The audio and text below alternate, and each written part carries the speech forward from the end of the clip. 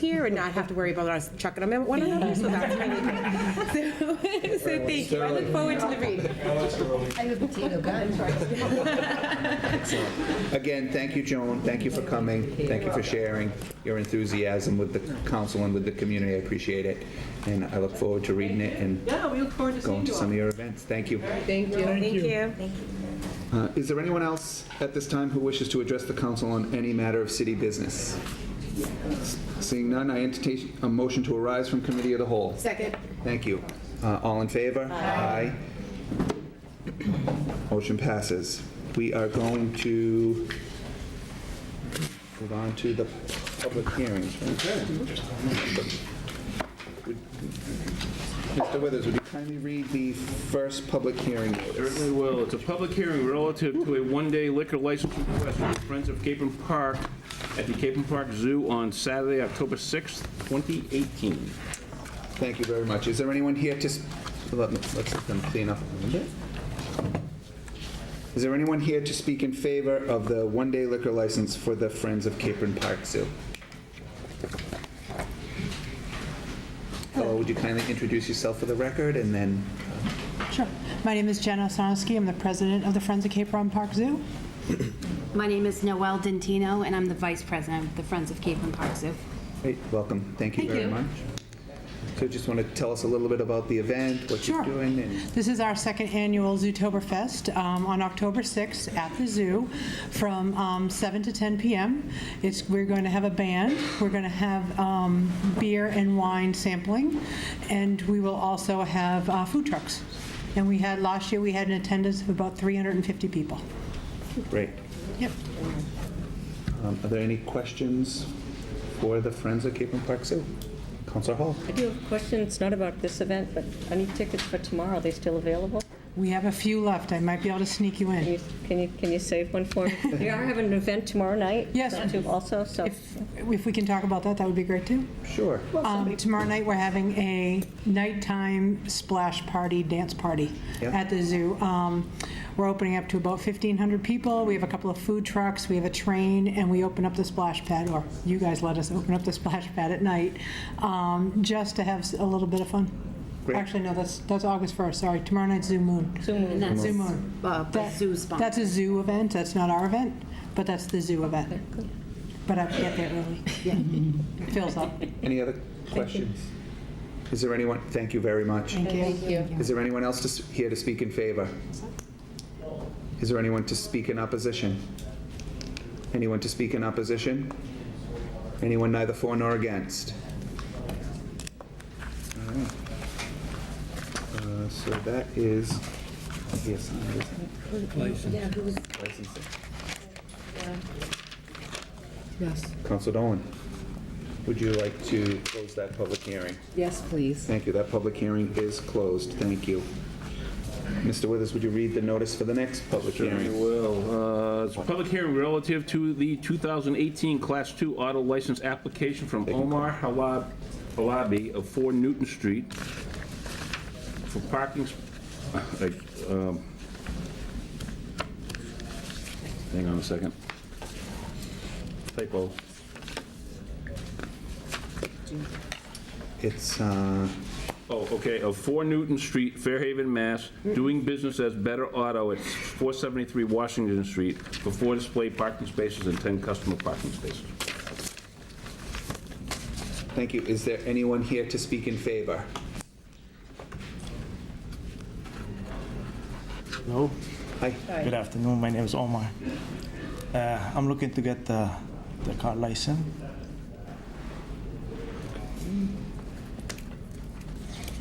And Omar, just so we're clear, what's your address for Newton Street in Fairhaven? Correct. Okay. Any questions for the gentleman? Councilor Conti. So Omar, is this a new license or renewal? It's a new license It's a new license. for 4 cars. And so have you operated a dealership in the past in? Yes. Can you tell me about it? In New Bedford, Massachusetts, where next where I live. I had a 25 car license dealer. For how many years? 4 years? 4 years? Yes. And during that 4 years, has everything gone smoothly with the public? Very good, yes.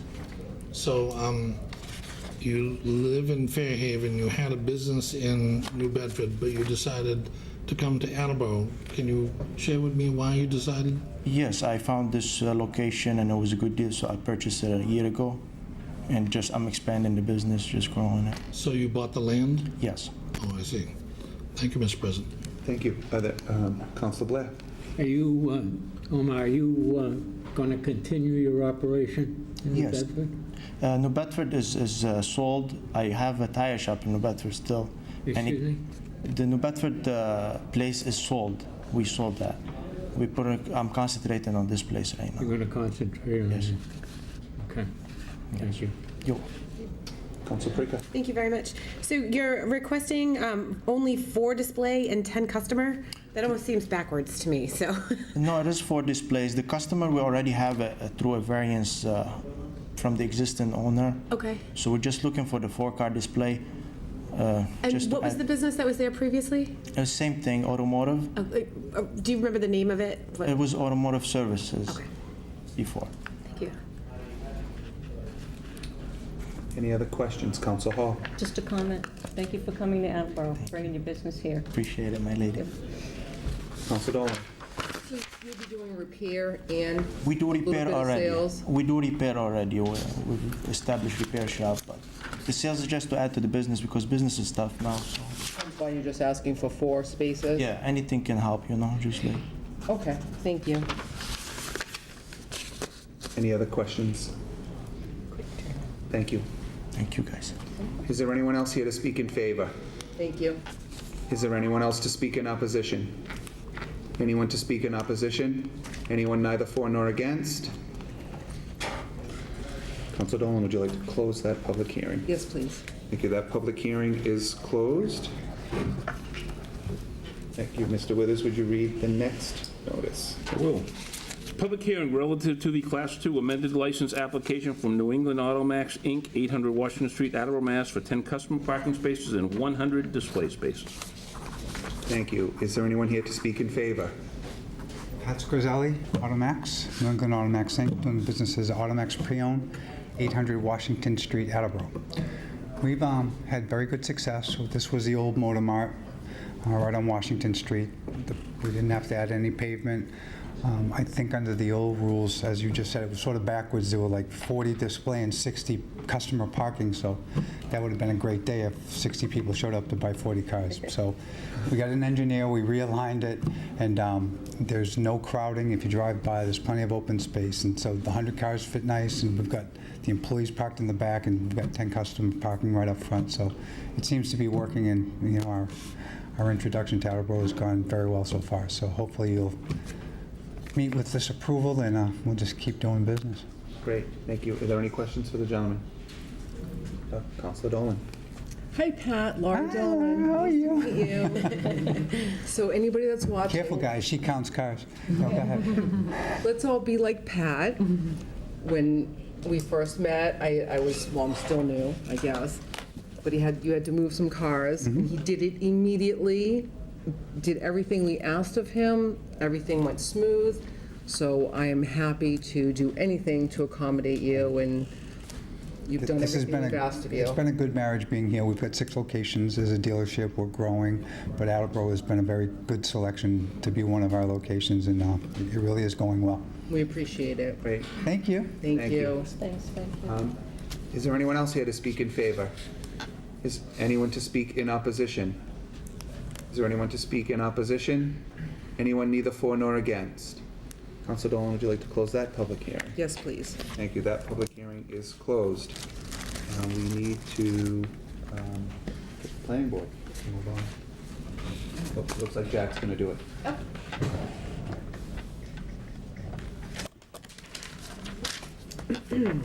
So we are moving to the joint public hearings, and we will be joined shortly by the planning board. Steve, while we wait for them, read the first couple sentences if it's continued, and Sure. Okay, we also have a continued from the meeting of June 5th, 2018, a public hearing relative to the application of Briarleaf LLC, 3054 Taylor Road, Foxborough, Mass. for a special permit pursuant to Section 17-9.0 special permits and section 17-10.15 registered marijuana dispensary uses to operate a registered marijuana dispensary and medical marijuana cultivation center, the subject premises being located at 527 Pleasant Street, more specifically Assessor's Plat 225, Lot Number 5, located in the Industrial Zoning District. Thank you. At the request of the applicant, that public hearing is continued till August 14th.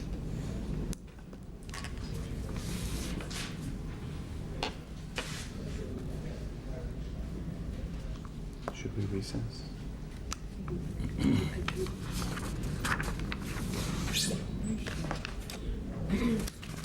Hold one moment, please.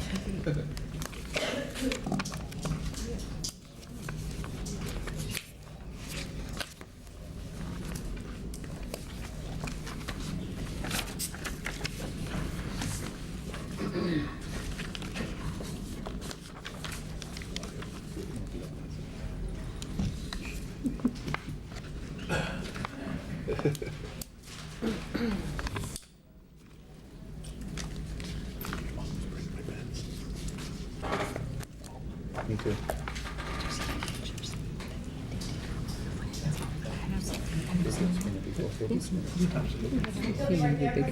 All right. Wait. Patiently.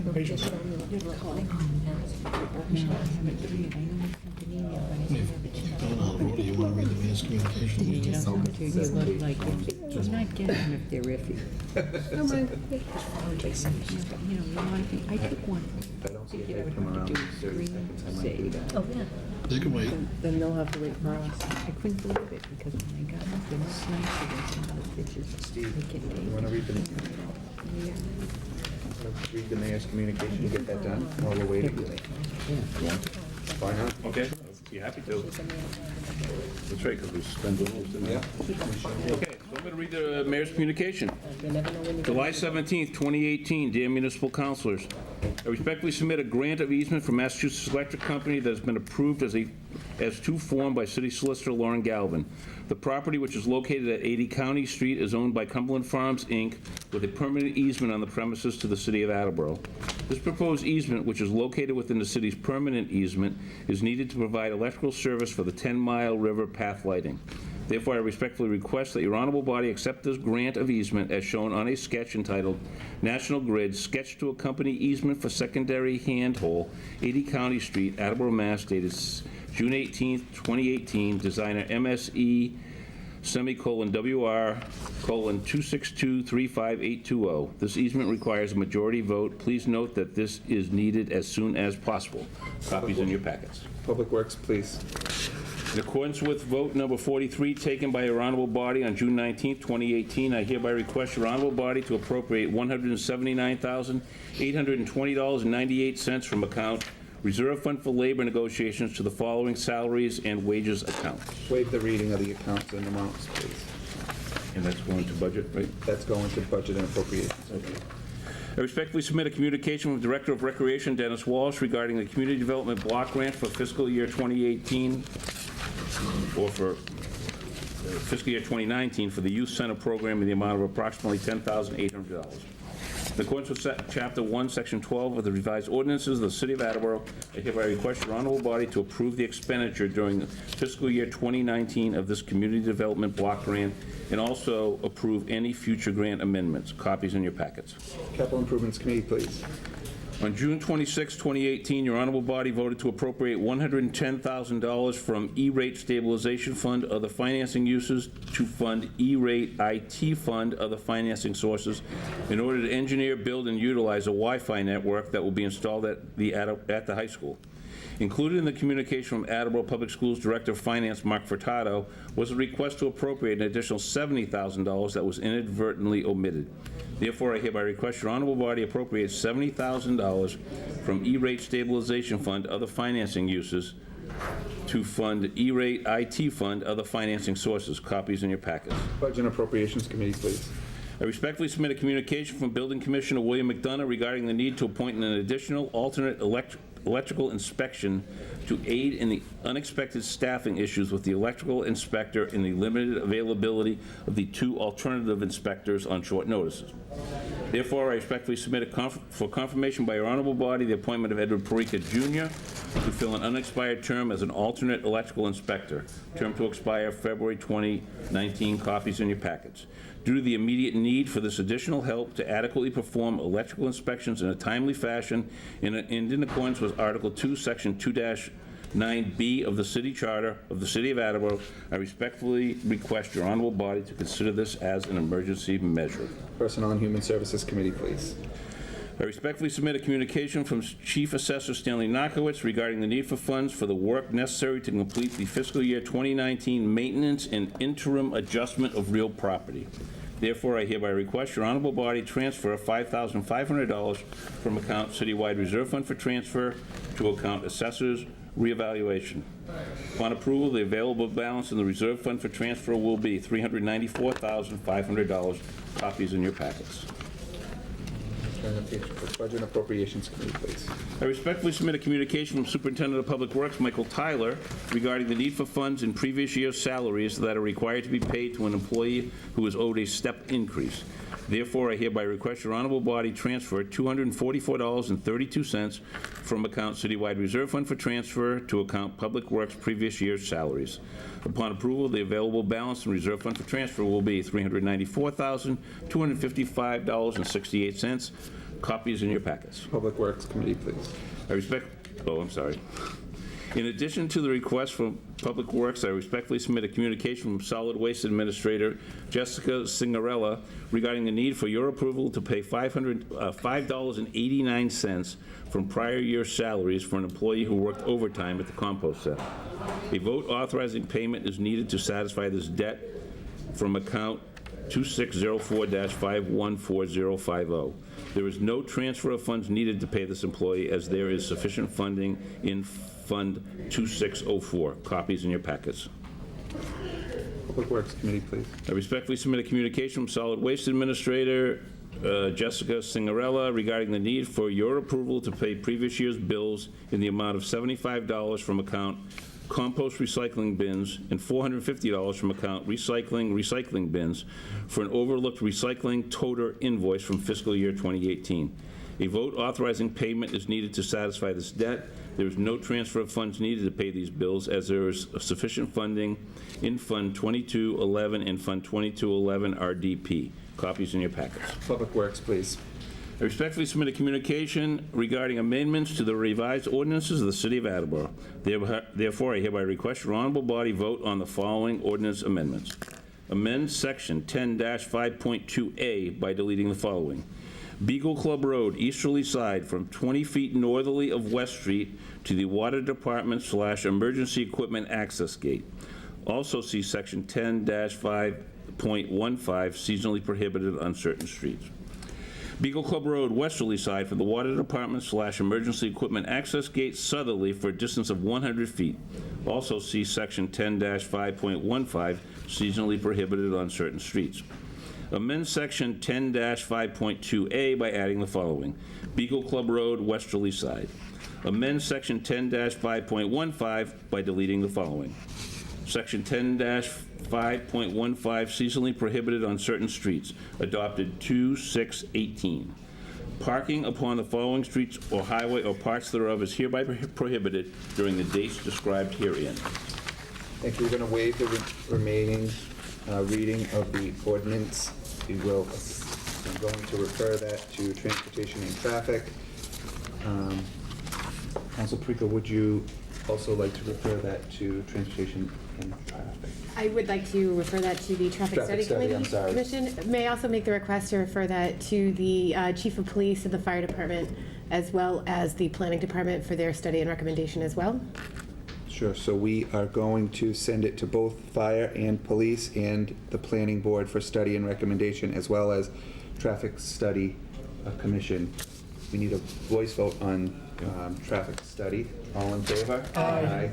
Thank you. Motion passes. So we will refer that to them. Also, Vice President Perica, would you like to call for a public hearing on September 18th? No, I would not.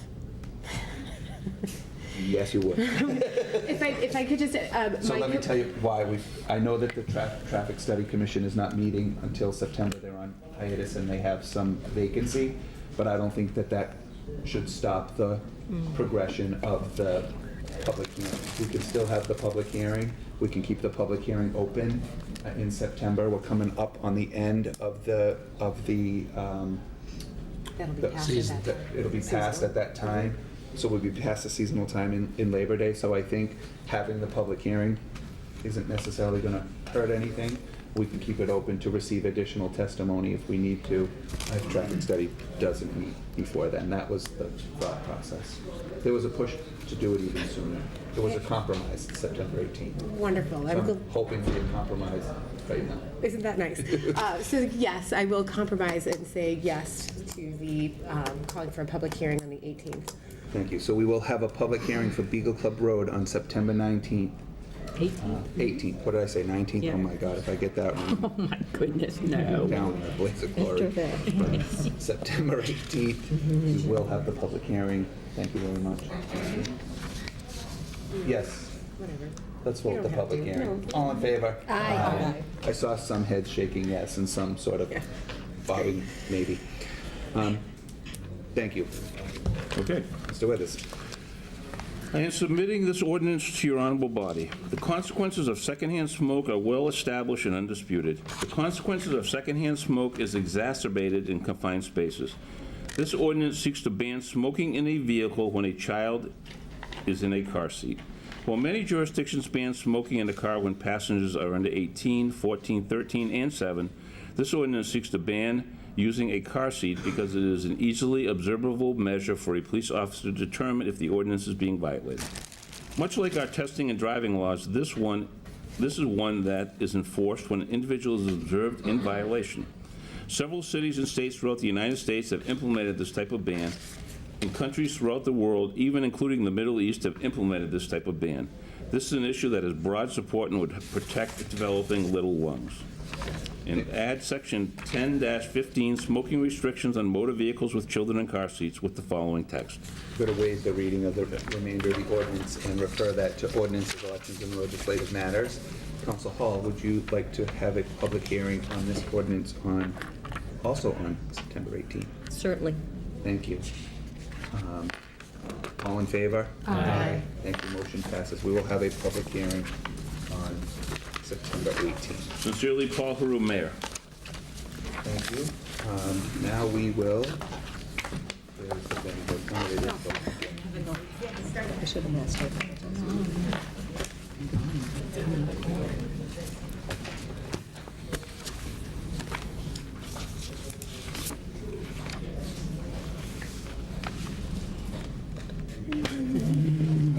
But they're going to wait till 10 o'clock if they don't get it.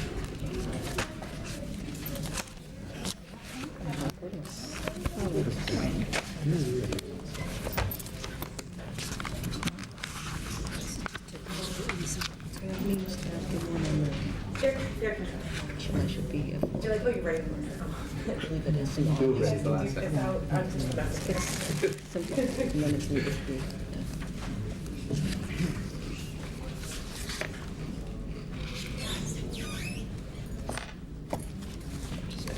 Nope. Yeah.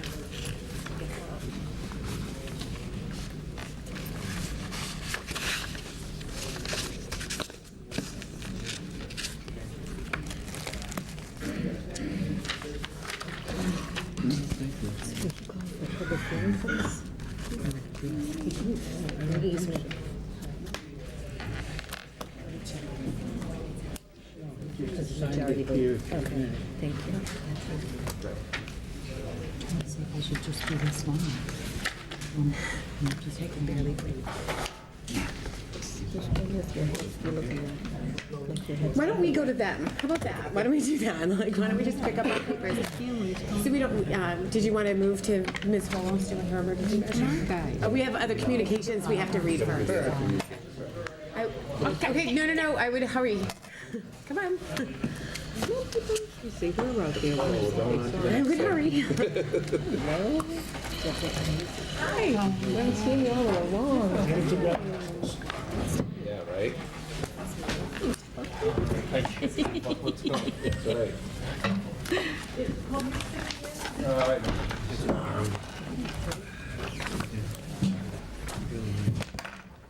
right. Thank you, Planning Board, for joining. Sorry about the back and forth, but it is what it is on this Yes, sir. rainy day. Okay, we ready? Withers, would you kindly read the notice of the first public hearing? Yes, this is a joint public hearing relative to the rezoning petition from Laurel Knoll Land Trust, 503 Oak Hill Avenue, Attleboro, Mass. To rezone property located at 0 McDonald Lane, Attleboro, Mass. Said premises being Assessors Plat number 101, Assessors Lot number 9, to be rezoned from Single Residence D to General Residence C. Said premises being 8.699 acres. Thank you. Is there anyone here to speak in favor? Mr. President and members of the council, Mr. Chairman and members of the Planning Board. My name is Edward Casey. I'm an attorney with an office in Attleboro, and I represent the applicant seeking the rezoning of this almost 9-acre parcel of land from single residence D to general residence C. The property is located at the end of McDonald Lane, approximately 1 acre is located in North Attleboro. And I want to emphasize that that land in North Attleboro is unaffected by my request and your deliberations. That land will remain as it is, undisturbed. So that the plans that have been prepared by Scott Rolfe, who is the project engineer and employed by Andrews Survey and Engineering, reflect a proposed development on that 8.5, almost 9-acre parcel. Also in attendance this evening is Jennifer Conley, who is a professional engineer and a traffic consultant who has investigated the potential impact on the traffic on McDonald Lane and Clifton Street associated with 24 duplexes being constructed at the end of McDonald Lane. For those of you that have been on the council for many years, you're well familiar with rezoning applications. For those members that are newer, this may be one of the first rezoning matters that you have been asked to consider and to evaluate. And unlike when I came in a month to 6 weeks ago talking about registered marijuana dispensaries, there is no firm standard that guides you in your deliberations about a rezoning. It is generally within your broad legislative mandate to decide whether you believe that a proposed rezoning bears some benefit to the community at large. The Planning Board, with its extensive experience in land development issues, is called upon to make a recommendation to the council, which you can choose to ignore if you care to. So what I would like to do is ask that Scott come up and talk about this conceptual plan, invite Jennifer to come forward and to explain what the impact would be associated with traffic, and then come back to you and to talk about what I think are relevant issues for you in evaluating this proposal. Bear in mind that were you to rezone this parcel from single residence to general residence, it would be necessary for the applicant to pursue approvals from city boards. Most likely in this case, a request for a special permit from the Zoning Board of Appeals. And it would be necessary to go to the Conservation Commission in order to evaluate the impact on runoff and groundwater. So there would be a stormwater management permit application filed. Mr. President, Mr. Chairman, if you will permit me, I'll now invite Scott to come forward.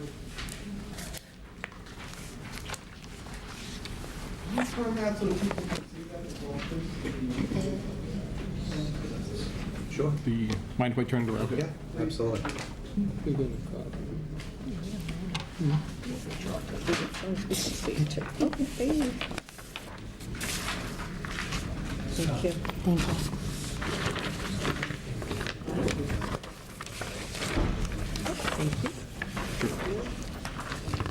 Thank you.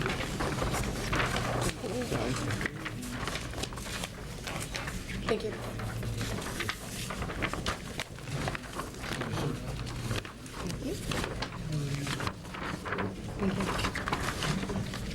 Thank you, sir. Appreciate it. We're just passing out some supplemental handouts to go in conjunction with the book that was submitted with the application.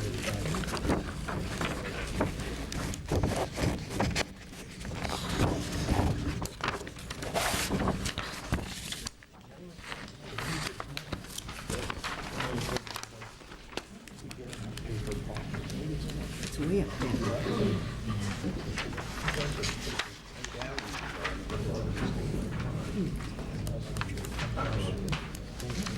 Way up there.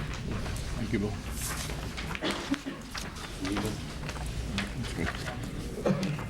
Good evening, everyone. My name is Scott Rolfe. I'm a senior project manager with Andrews Survey and Engineering. Our office is at the Tower Square Building in North Attleboro. While I have had an opportunity through the years to present projects to the planning board on a few occasions, I believe in my 46 years of the business, this is the first time I've ever had to address a municipal council, so it's a pleasure. This property that we're presenting tonight has a total of 8.9374 acres. It is depicted on Attleboro Assessors Plat 101 as Lot 9. It is currently in the zoning district single residence D. We are asking that the property be rezoned to general residence C. The handout that was given to you with all the colors on it there would express this next comment. It's a site consisting of undulating terrain with a high point at the south central portion of the site at elevation 192 and a low point at the southeast corner of the parcel where it's kind of a yellowish color. That lower elevation is 153. So there's oftentimes when people look at a plan, a concept plan such as we've prepared, people look at it in 2 dimensions, but the site really has a lot of terrain to it. And obviously with any project, what we like to do is we like to design the project to try to fit the property rather than make the property fit the project. So there will be, even though it looks 2-dimensional on paper, there is quite a 3-dimensional aspect to it. And the site is predominantly vegetated with mature deciduous trees. On the other handout that was just given you, we have an overlay showing the building placement with the pavement on the lot. And if you look at that, that was taken in the wintertime. I don't think there's a single non-deciduous tree on the property. It looks like they're all deciduous. So in the wintertime, there's no needle or any kind of vegetated barrier between that property and the highway. There are no wetland resource areas on the property or within jurisdiction of the Conservation Commission. This is very rare. We don't usually come across this on many projects. All the dry projects were developed years ago. Municipal water, sewer, and gas is available. If you look at that picture again with the aerial photograph, in the top right-hand corner, that is the North Attleboro Sewer Treatment Plant, and that is where the sewage flow from this project would go. There is a current intermunicipal agreement between Attleboro and North Attleboro still in existence that would allow this development to discharge a sewer to North Attleboro. Mr. Rolfe, I just have a question regarding your intermunicipal agreement. Has that changed recently? Has there been a change in that recently? Not to my knowledge. Okay. It changed not too long ago, but I don't know how recent you mean. Well, I remember this this parcel being discussed at the planning board many years ago. And the It has reason changed since then. That did not pass. That was a 12-lot subdivision, I believe.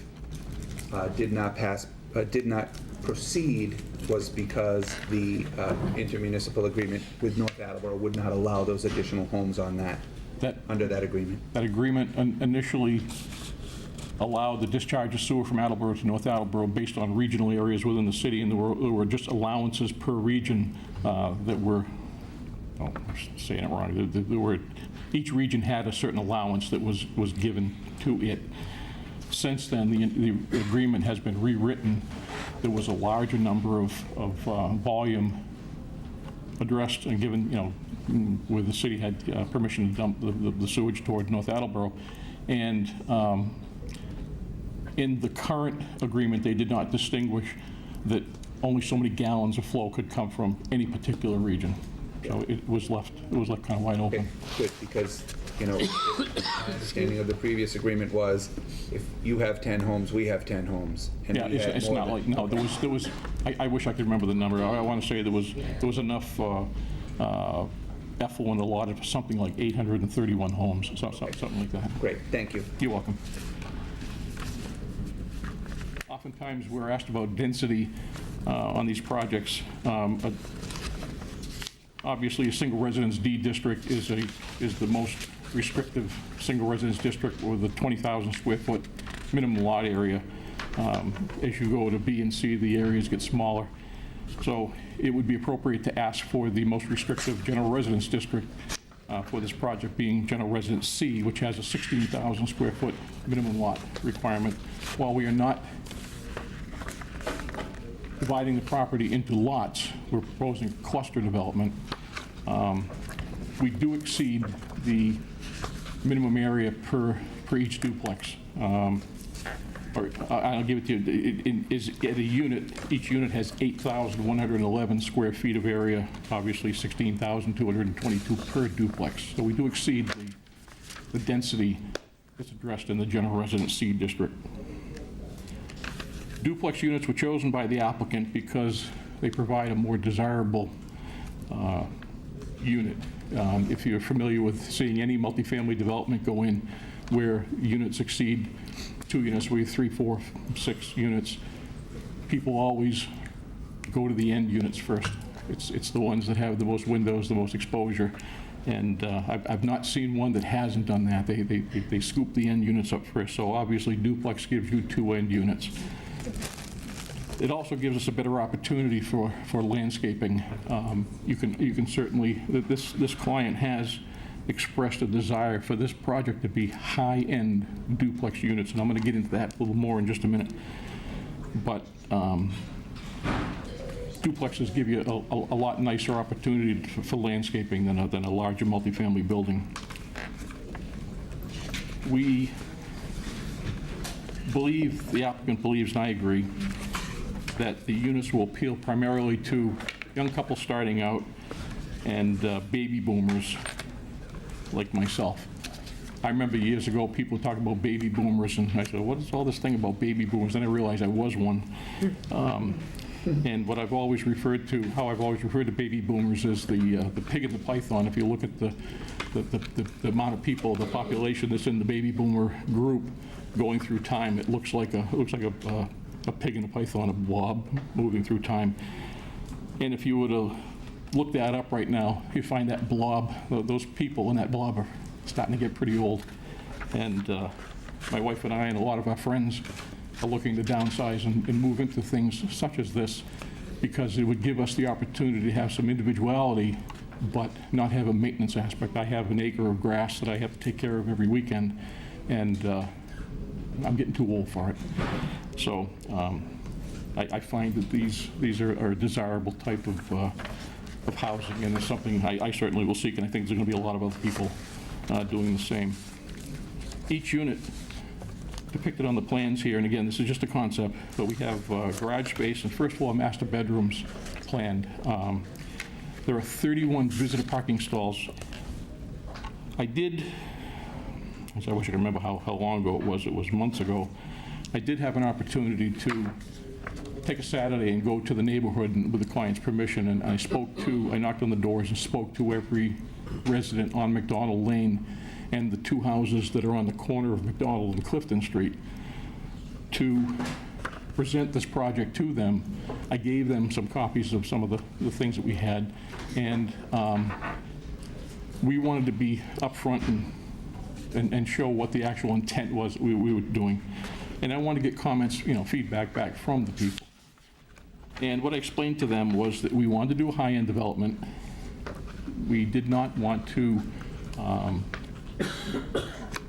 do anything that would be detrimental to the existing neighborhood. We want to screen the buildings from, it's going to be hard to see one of these buildings from McDonald Lane anyway, just due to the grade. But I just wanted to impress upon the neighbors that our client was very aware of his responsibilities for maintaining a safe site, keeping the dust down, doing things correctly. I also offered to the neighbors, per my client, that if this land did in fact get rezoned, my client would be willing to reconstruct McDonald Lane to Clifton Street and install a sidewalk right now where there is none. It's just a kind of a continuation of the development. It would just tie it all together very nicely.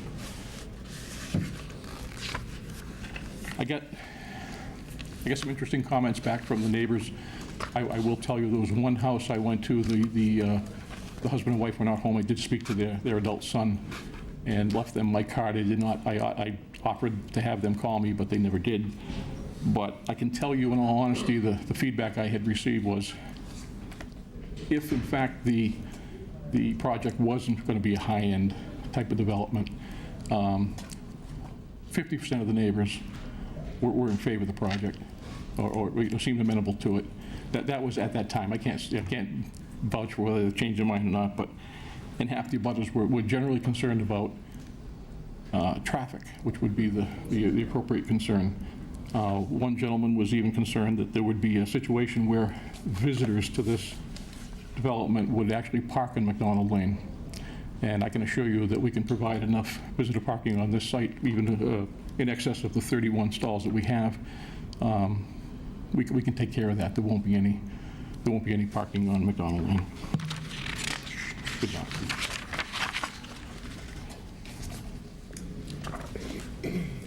So as Eddie had stated, if this does go forward to be rezoned, we will go before the Zoning Board of Appeals for 2 permits, one a special permit for the multifamily development and an earth removal permit. And lastly, we'll go to the Conservation Commission for a stormwater permit, which is all about water quality. It's just a conceptual plan.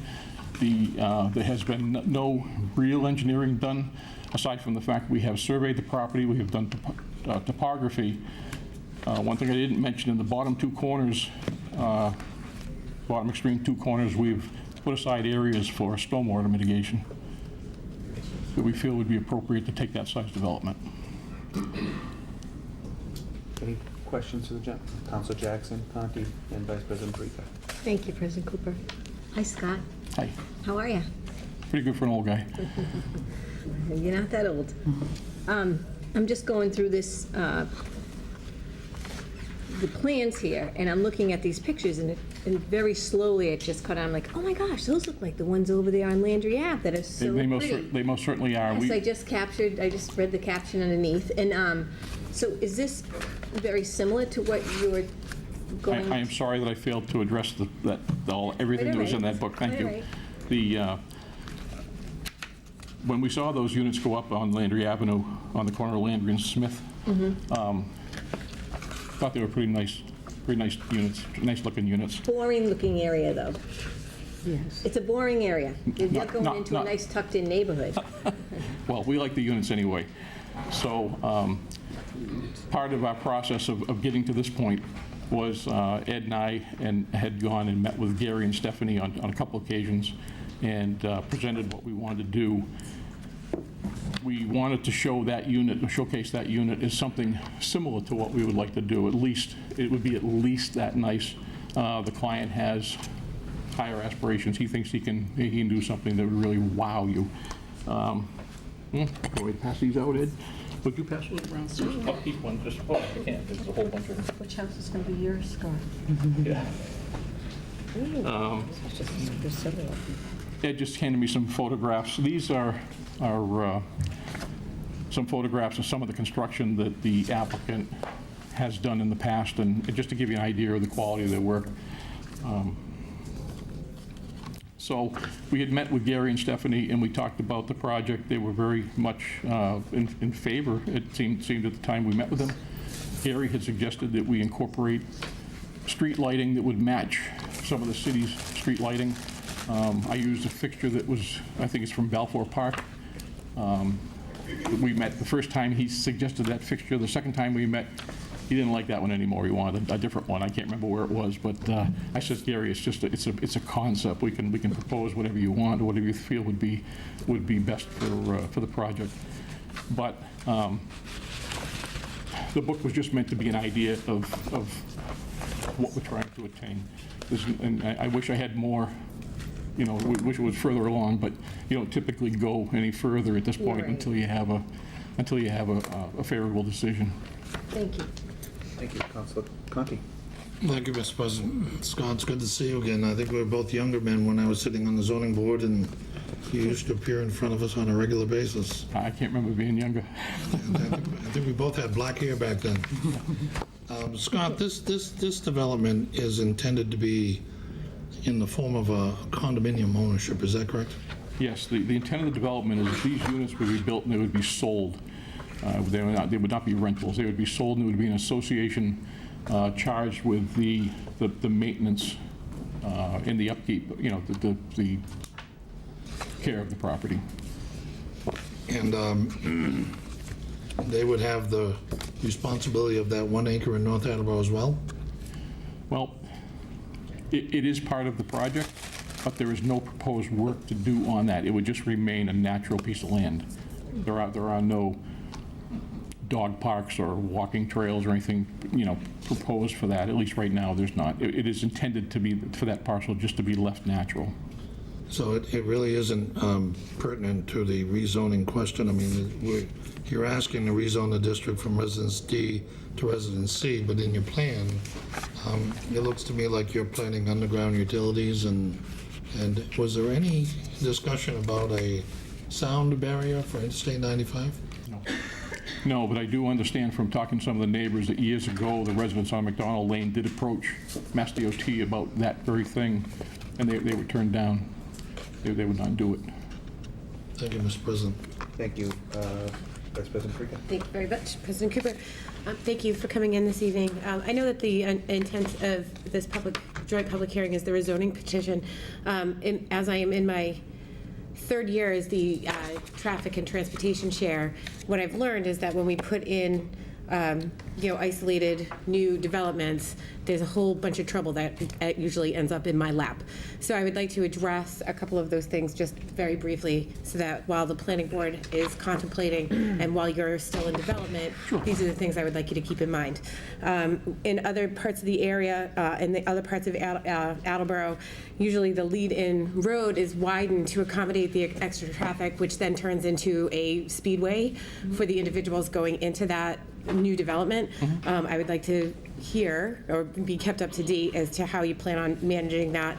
And will there be sidewalks installed and stop signs installed inside of this particular development? We did not show sidewalks on the concept because this was done quite a while ago. We would put sidewalks in the project, and again, if in fact the neighbors are amenable to the street being redone, we would like to carry that sidewalk right through to Clifton. Would you know if there'd be need for land taking on McDonald to be able to accommodate that? There would not be. It's a 40-foot layout. I believe the width of the pavement right now exceeds the 26 feet. Okay. I think it's closer to 30, to be honest with you. I think I measured it once down toward the end. It's quite wide. There is no sidewalk, but there's no need to. It would be appropriate to put the 26-foot required width in with the curb, the berm, and the sidewalk. So I don't think there's any reason it could not be done.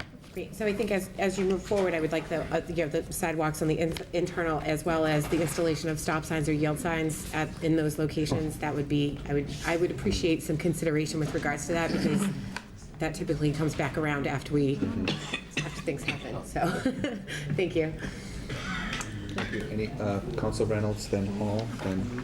So I just wanted to add and fall in line with Councilor Parika.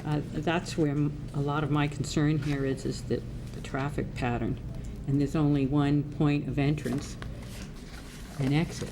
And it just seems to me that this is a lot to have come back off through one singular McDonald Lane onto Clifton Street.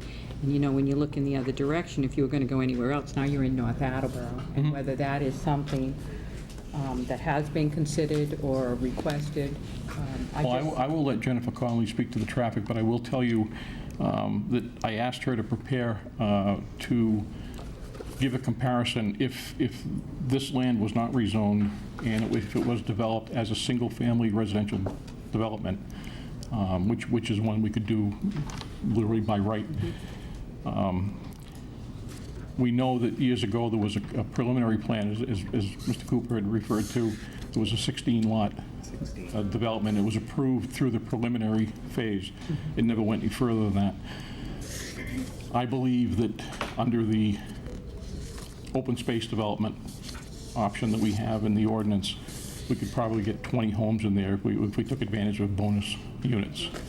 And I've asked Jennifer to give a comparison of what the traffic would be as for something as a by right use compared to the 48 units that would be in this development. So I would let her speak to that. I'm not a traffic person, but I know it is the thing that most people are interested in, and for good reason. Okay, thank you. Council Hall. Yes, I mean, I'm going to piggyback off of that. The first thing I saw is I remember egress for the emergency vehicles was a concern at another time when I was on the planning board. And we looked at something like this where it was a continuous circle. And one of the things we had to build onto the land itself was another egress to be able to have the fire. If you look at from a safety vehicle going around that, going around in a circle if you would, but there were difficulties with turning, if you have a fire truck, things like that. So again, just keep those things in mind. To only have one area in and out for the fire department is not, I think they're saying, I think they might have some difficulties with that also. I know that none of the radiuses that are shown would be a problem turning wise, and we can demonstrate that. At one point, the center driveway, and again, this is just a concept. We still have to. We're going to have criticism if we go forward by many. Originally, the center road did go through, so it was like two loops inside. We were asked to consider not putting that in by planning staff. They thought it would be appropriate just to be left that way. It was just less internal flow. But I appreciate your point. Okay, thank you. I think Councilor Kobus and then members of the planning board, if you got some questions. I will hold off on my question. My question was roughly how many single-family units would you potentially put there if this were not to go through, but I'll wait to hear from Jennifer. Well, I already stated I'm hoping we could do 20 with bonus units in an open space development. So I'll hold off. There's a in subdivision control law, there is a regulation that you cannot have more than 20 homes on a dead-end street. McDonald Lane has 4 that have driveways that go onto McDonald Lane. Clifton Street, the houses that are on the corners, their driveways go to Clifton, so they would not count. So we could, by right, without just a standard subdivision, put 16 homes there, but there may be some options that we've looked at in the open space development where you provide either green or affordable or whatever units, and we get bonus units for that. So again, I'll let the traffic people talk to that. Our concern, Mr. President, Scott, from a planning board perspective, I think I speak for a few here. And the subdivision laws are 20, and essentially, I'm no mathematician, but we're looking at about 52, 54 homes. If you did duplexes, you have 24 duplexes, that's 48 families, 48 homes, essentially. That's correct. Plus the 4. Yes. And that's 52. I mean, our regulations provide for 20. In the subdivision. Yes. I mean, I know we're splitting hairs, but rather large outlay for a street that only has one means of egress in and out.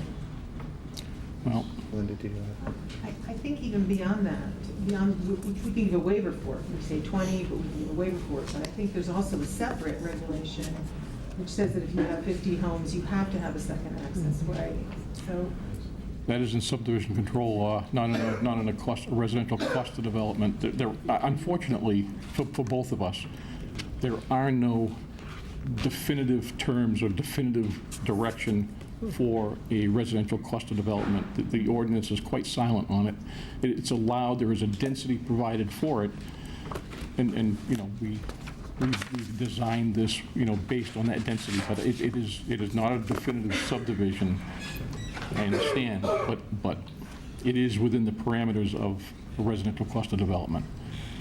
I'm not sure if that makes, you know, I have to look at it. I don't know if it makes it. Any other questions from the, Melinda, did you have a follow-up? No, I don't know. Okay. Any other questions? Did you have a question? I just had a quick question. Yes, you say it's gonna be high-end and you're gonna do all this landscaping.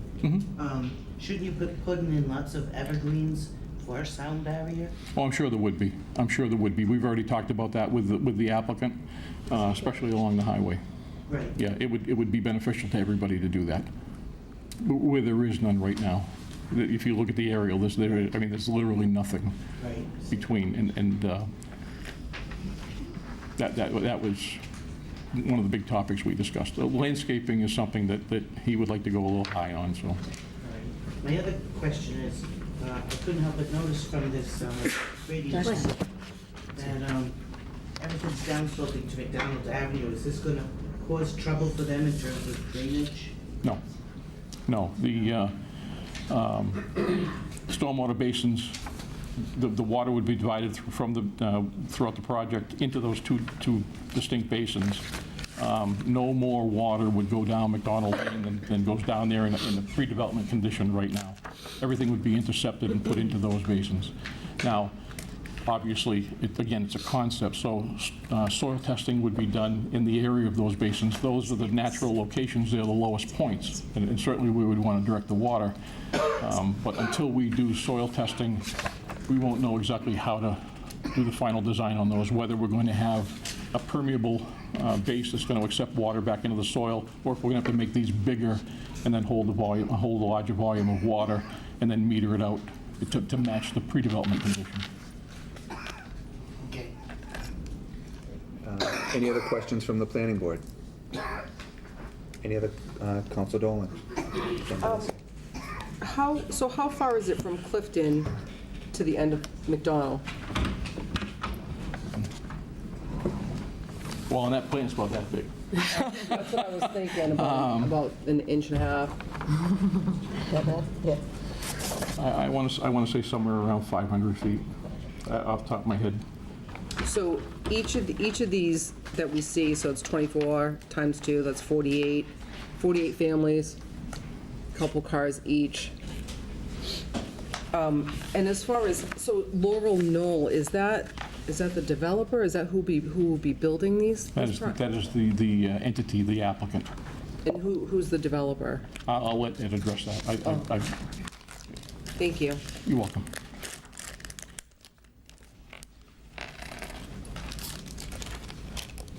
Council Delissio.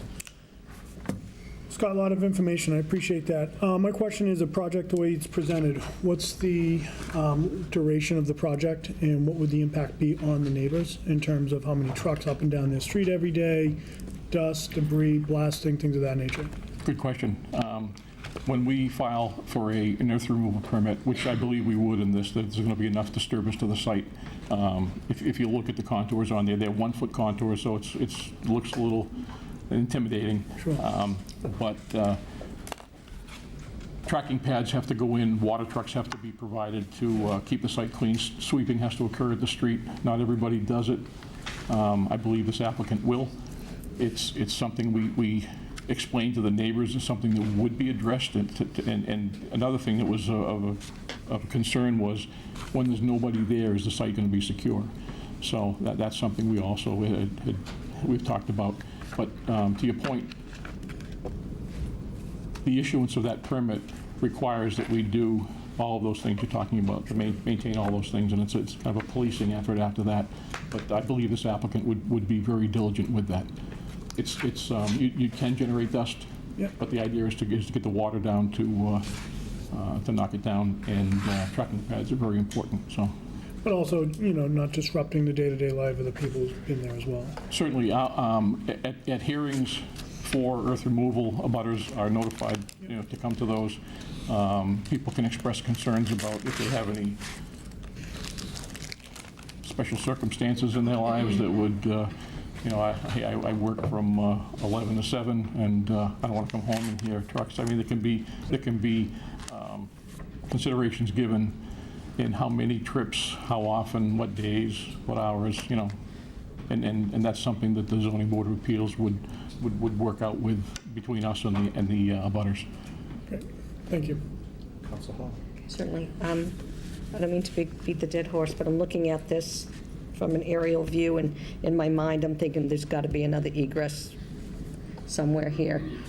If you were required to, and that came to that, have you any ideas where you might be able to do that? I mean, Well, there aside from the coming in off the end of McDonald Lane, there is no point where the property abuts anything that has any exit.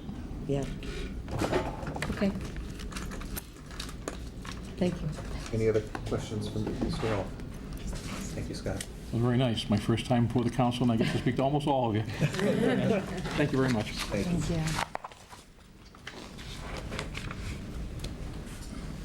I listened to the questions, and perhaps the best way for me to respond to those is to allow Jennifer Conley to address traffic.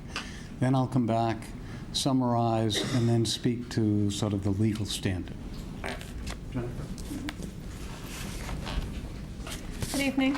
I am Jennifer Conley. I'm the traffic engineer who completed the analysis for this project.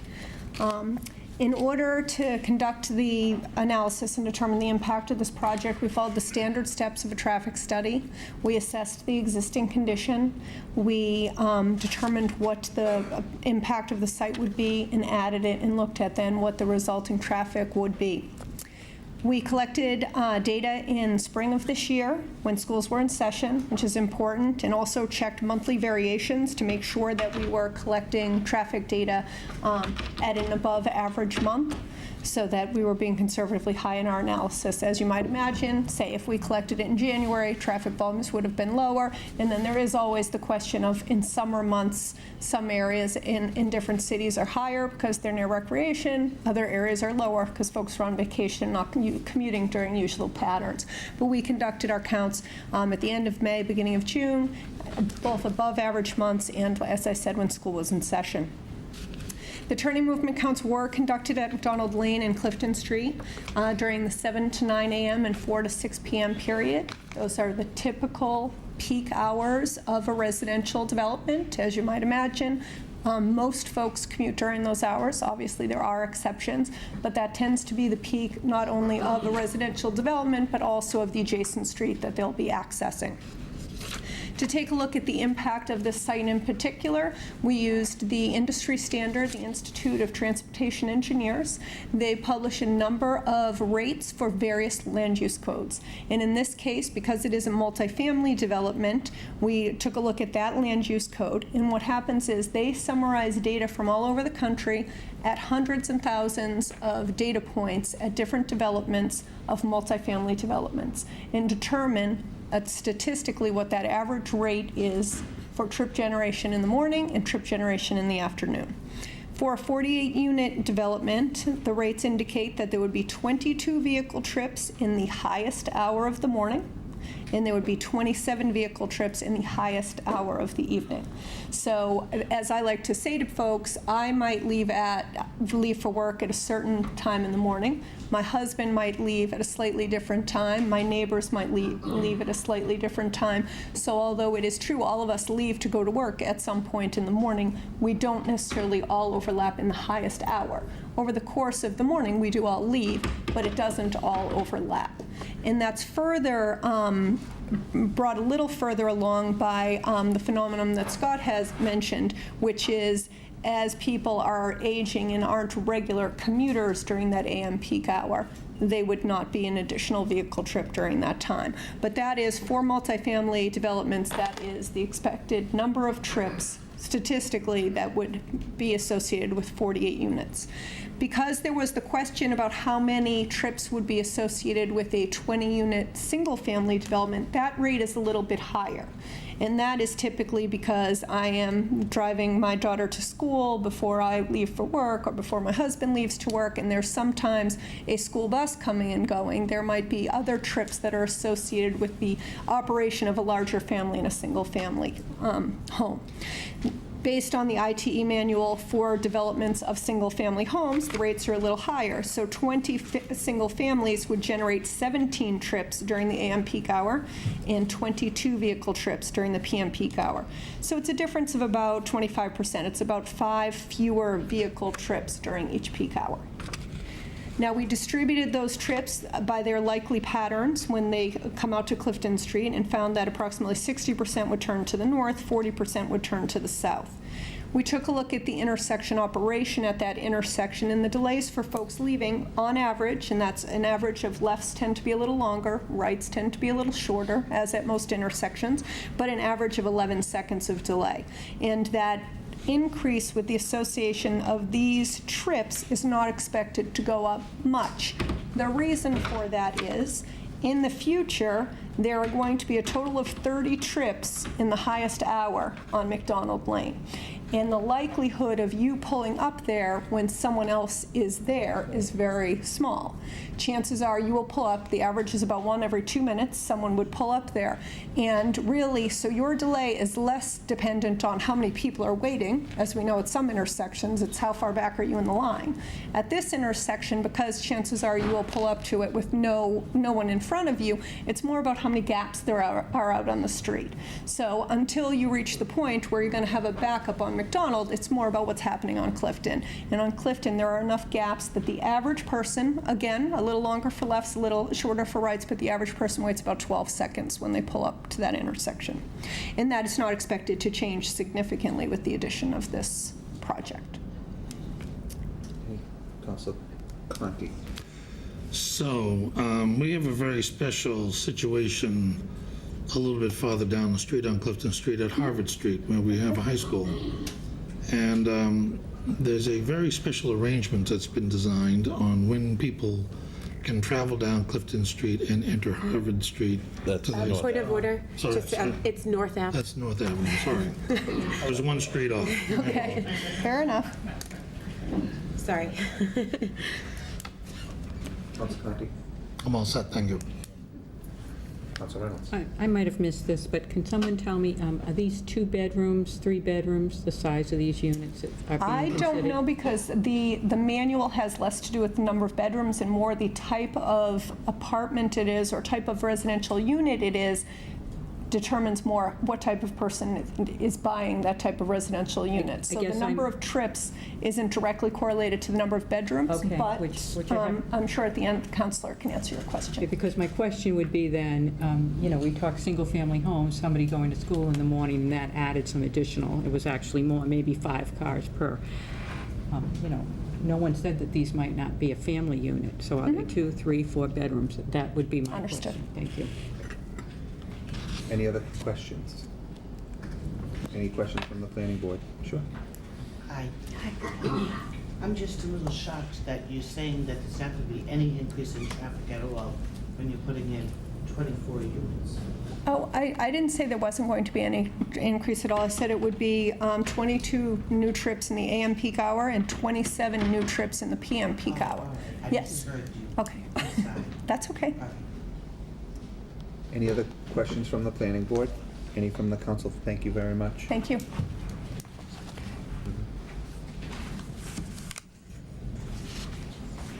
One of the things that happened before this public hearing and after we had filed the application was that we met with Gary Aration. And Gary Aration had looked at it and said that he liked the concept, but he thought that it was a little too dense. And the owner recognizes that this is sort of a maximum build-out.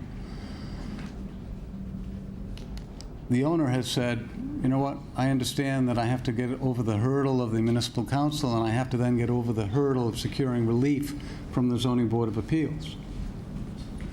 And that statement's relevant because some years ago, I happened to represent someone that wanted to rezone property on County Street, just after you go over County Square, when you go over the hill on the right-hand side. And I made the pitch to the council, the planning board listened, and then there was concern about how many units might be placed on that space. And the result was that I entered into, or the client entered into an agreement with the city whereby there was a maximum number of units that could be placed on that land.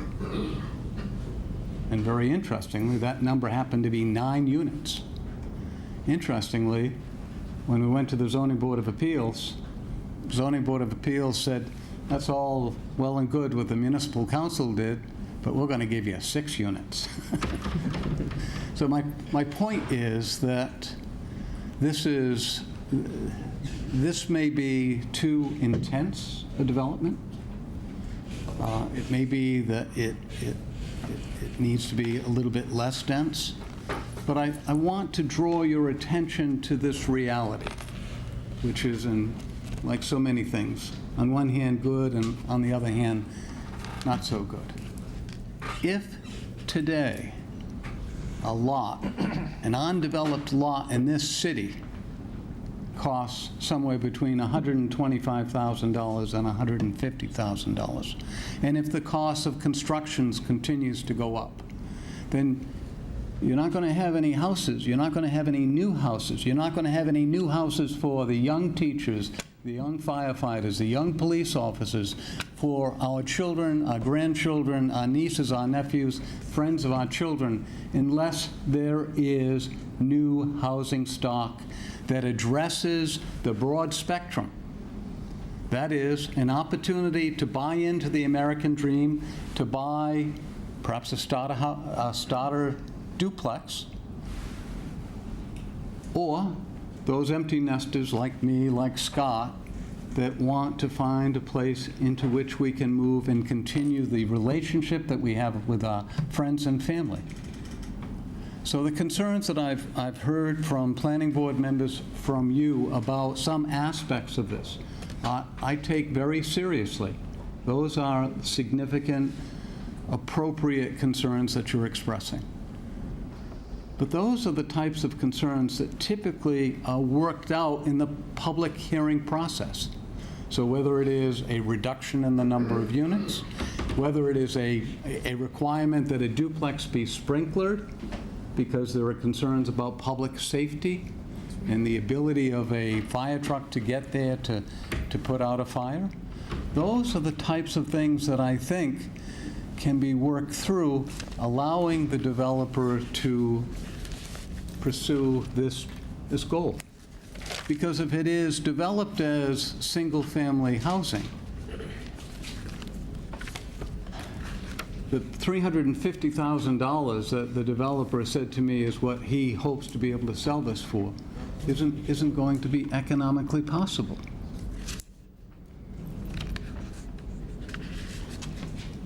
So who is the developer? I don't know where he is, because I sat with him for about 2 hours this afternoon talking about all of this and trying to prepare him. I thought I was just being realistic in what I described might happen, but maybe I was a little bit too heavy on the negative aspect. Yes. I apologize. So, Harry Garcia is, until recently, had been a resident of the city of Attleboro. And for the past 10 years, he's just relocated, building a house in Foxborough. And in fact, those photographs that we circulated showing, that's a house in Sharon that he just finished.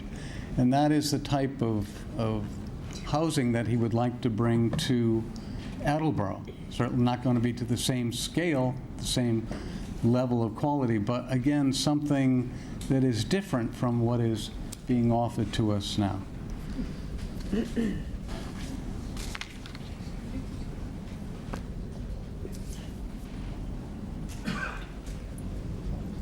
Attorney Casey, I think Councilor Conti's trying to get our attention to your question. Go ahead. If this is a good time. I apologize. I didn't see your hand. and I That's know- okay. I thought you were done. That's why I raised my hand, because I do have a couple of questions and comments. If you're prepared for them, or do you want to continue? Well, until you ask, I won't know whether I'm prepared.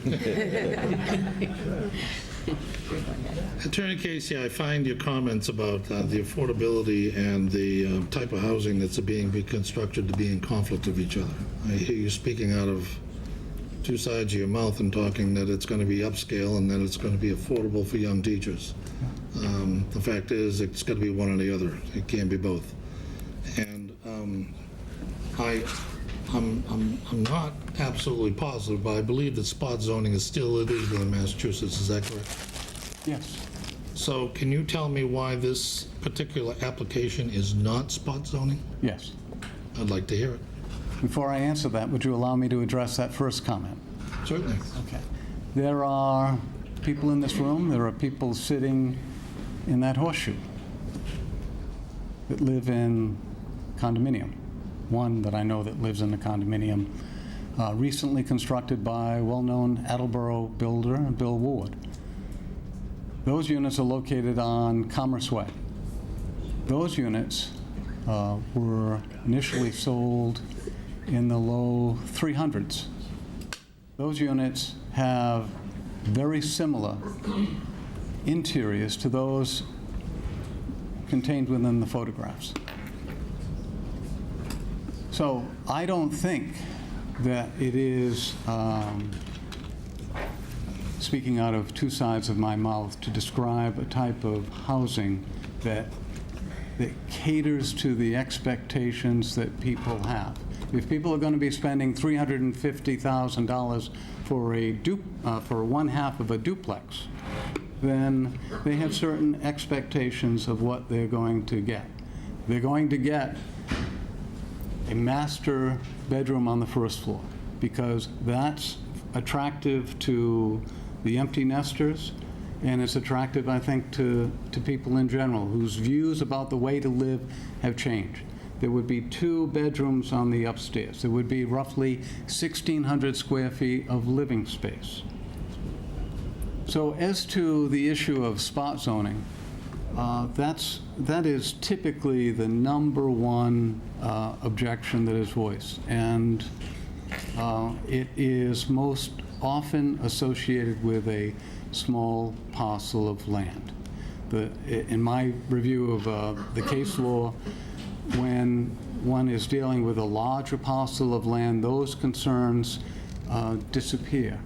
That it is possible to articulate a way to distinguish this 9-acre parcel from, a 1-acre parcel that might be proposed for rezoning. I suggest that because we have Route 295 located to the south, that is one of those factors that can be considered by you in evaluating whether this land ought to be rezoned.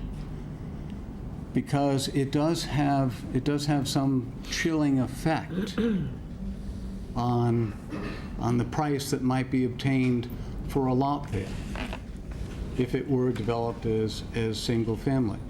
And if you will allow me, Mr. Conti, let me just look at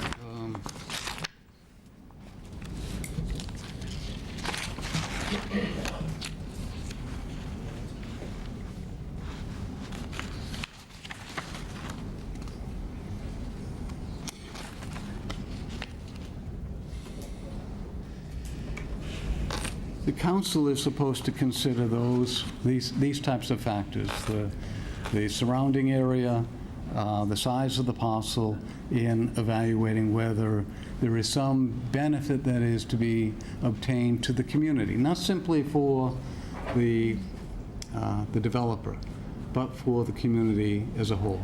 And I've tried to articulate that, and I'll repeat it, but otherwise I'll stand on what I had said before.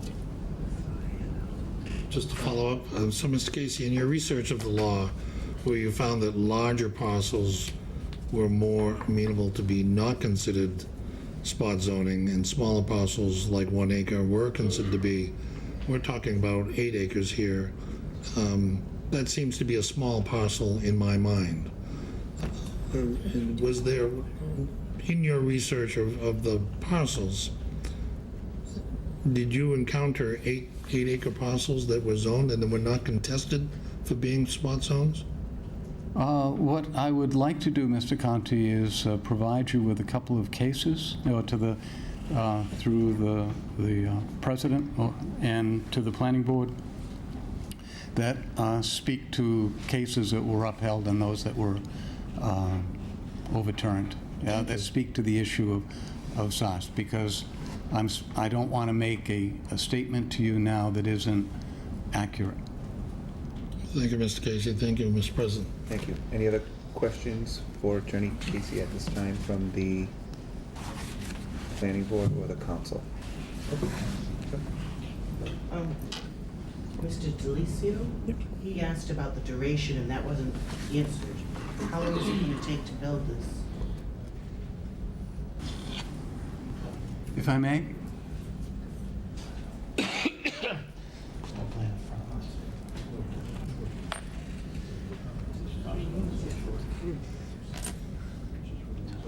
Between a year and 18 months.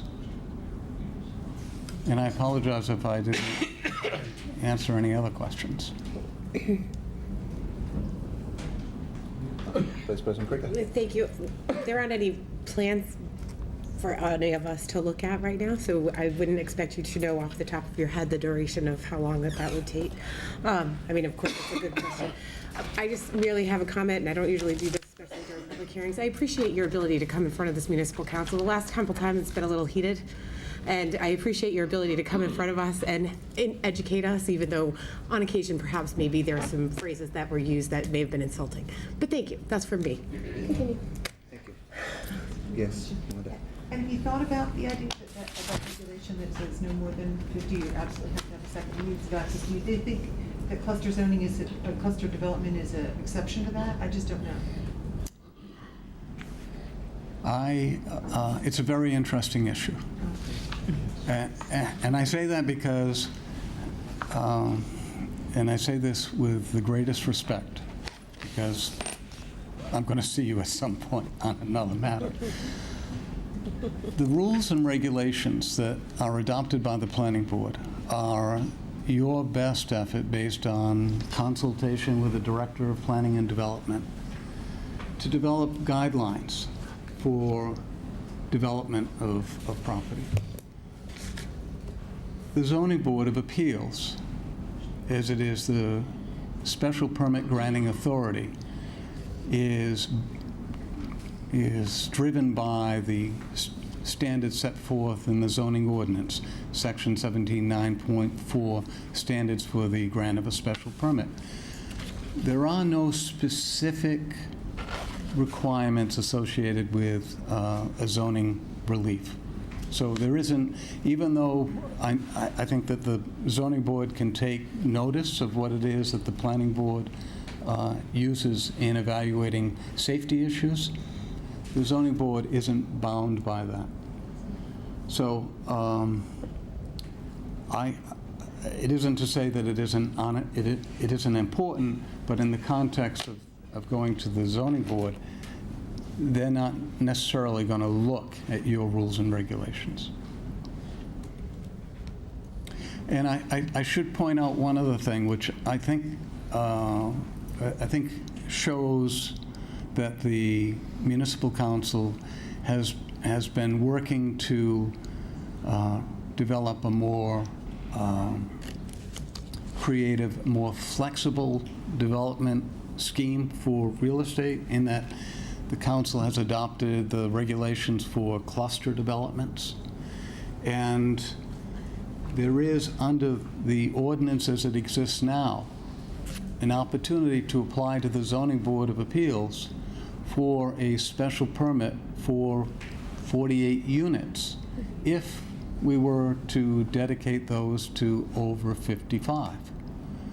That's not attractive to Harry, because once it's 55, it has to be 55. And if if, to use Scott's analogy of that pig in the python, is that moves along and the spike goes up for the demand for over 55, what happens when the pig exits the python? Then we have a problem with housing, that we may not have enough over 55 people to live there. So I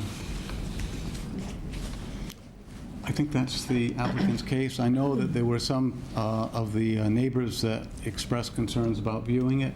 I don't know whether you would think it worthwhile to call a brief recess so they can look at it before they speak. That's the applicant case. I don't think so. I think we'll continue with anyone who's in favor, and then we can just continue. I'm not sure what the outcome will be. Thank you. Is there anyone else here to speak in favor of this application? Is there anyone else here to speak in favor? Is there anyone to speak in opposition?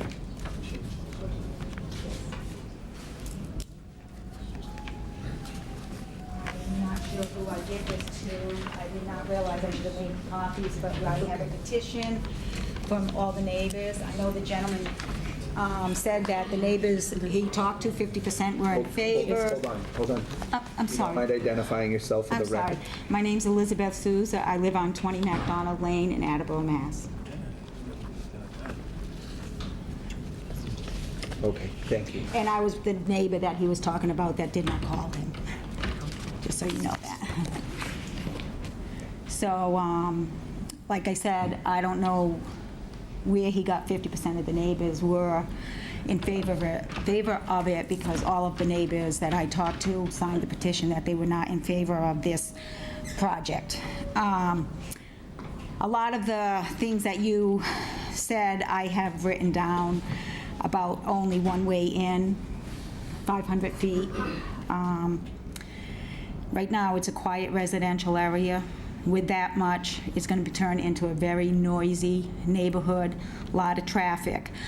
I know that the traffic person said that they did a traffic study. I saw it there for 3 days. It was traffic that was doing Clifton Street. You have to take into consideration the traffic that's going to come out of that development onto McDonald Lane, which is a very short lane. Sorry, I'm not very good at public speaking. It's okay, you're doing great. So they, you have to look at how much traffic would happen with that multiple housing there. We basically wanted to stay as residential. Not that anybody wants development. 15 houses, 16 houses, we can handle. We feel that's way too much for our area. I do want to address something that the lawyer mentioned. He was mentioning that it was going to be high-end, and he said, actually the lawyer, and I'm not sure his name, Scott, did mention about baby boomers and that people like that would come in there and buy and stuff. Who, as a baby boomer myself, I want something smaller. So then you're talking master bedroom, 2 bedrooms, 1,600 square feet. That's an awful lot of stuff to clean when you're a baby boomer and you get older. So what are you looking at? You're saying, they said, oh, we need that and stuff for people like us. Well, that's a little too big. I wanted to address, I know I haven't been there, but I was told by some of my neighbors, Landry Avenue, which is, I guess has the same thing that they want to develop, a lot of them have not been sold. We're talking Landry Avenue in North Attleboro versus Attleboro.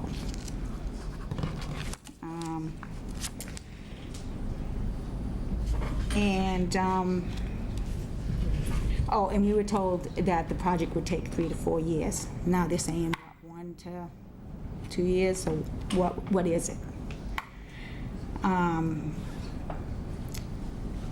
And they said, you have to look at the benefit. And I'm like, okay, but I didn't hear any benefit that he said that would help our area. Sorry, I just have notes written all over here, and I apologize. So I'm gonna have to go into like a project that was done in Mansfield. They did a thing, they said, oh, you know, water's not gonna affect this area, everything's gonna be fine. Engineers did it. No, I'm just saying that you don't really know what will happen when you do a project. And right now, I know for a fact, one house was built on our street, just a residential house, and it did affect my water situation. So I had to take care of that and stuff. So with the rest of this being developed, who knows what's going to happen. I know that a few people on our area, on our street, have problems with water right now. So I guess that's everything I have to say. I'm not sure if anybody else wants to say anything from the neighborhood, but sorry, not a good public speaker. Any questions from the board? Or Please don't ask me any questions. Thank you so much for coming in. Okay, thank you. Thank you. Is there anyone else here to speak in opposition?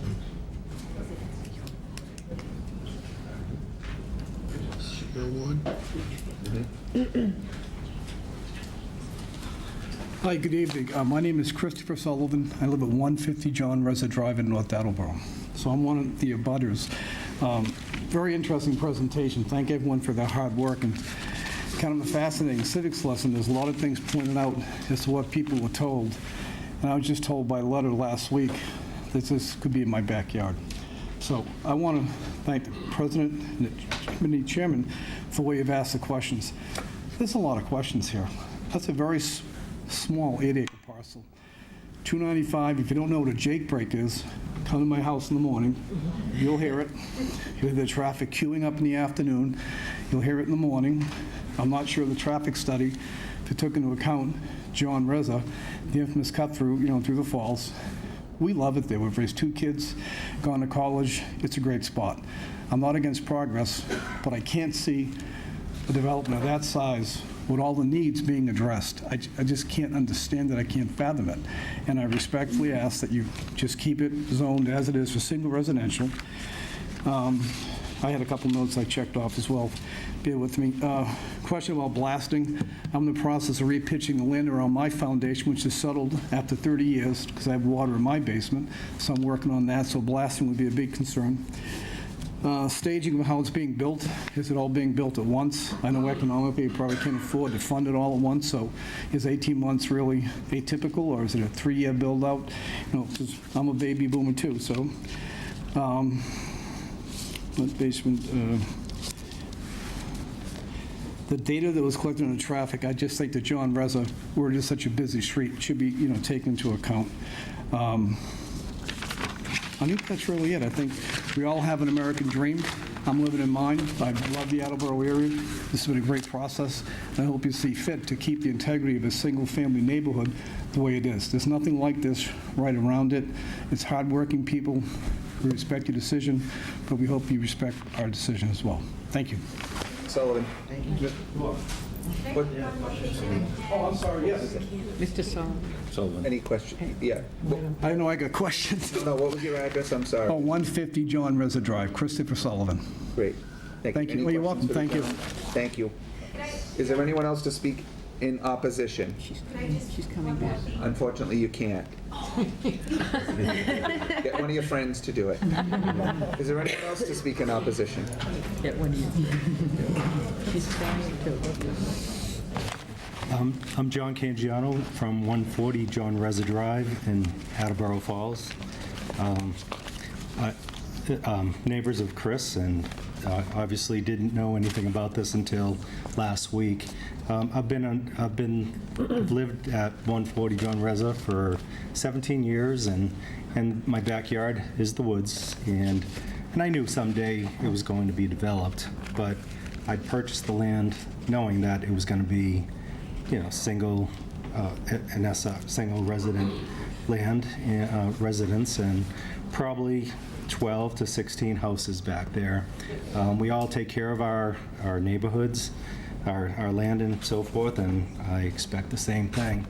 Now, this was a shocker to see that there's 48 residents that want to, be put into this small parcel of land. I'm a little shocked that it exceeds the minimum of 16,000 square feet. I mean, why would the developer request a rezoning when it's over the rezoning quantity of 16,000? I mean, why didn't they request 40 units and shrink up the the numbers? Just doesn't make any sense. Also, duplexes are not high-end units. Nice single residence is what I consider high-end homes. The traffic study of, as Chris also stated, John Reza Drive is 20 miles per hour speed limit. I don't think that was ever considered. It's a cut-through of our neighborhood, and that this just increases another 50 cars or 50-plus cars. During the winter, 295 is extremely loud. There's all the leaves fall from the trees.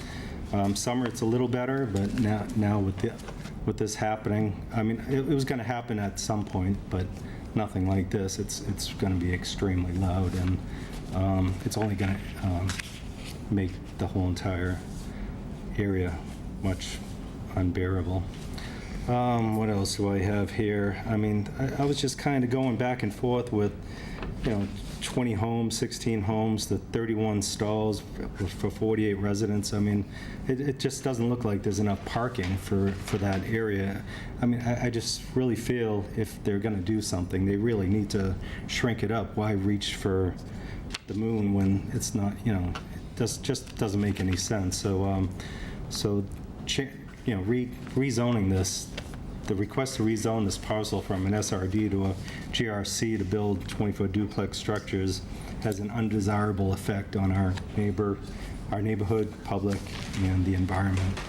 That's all I have to say.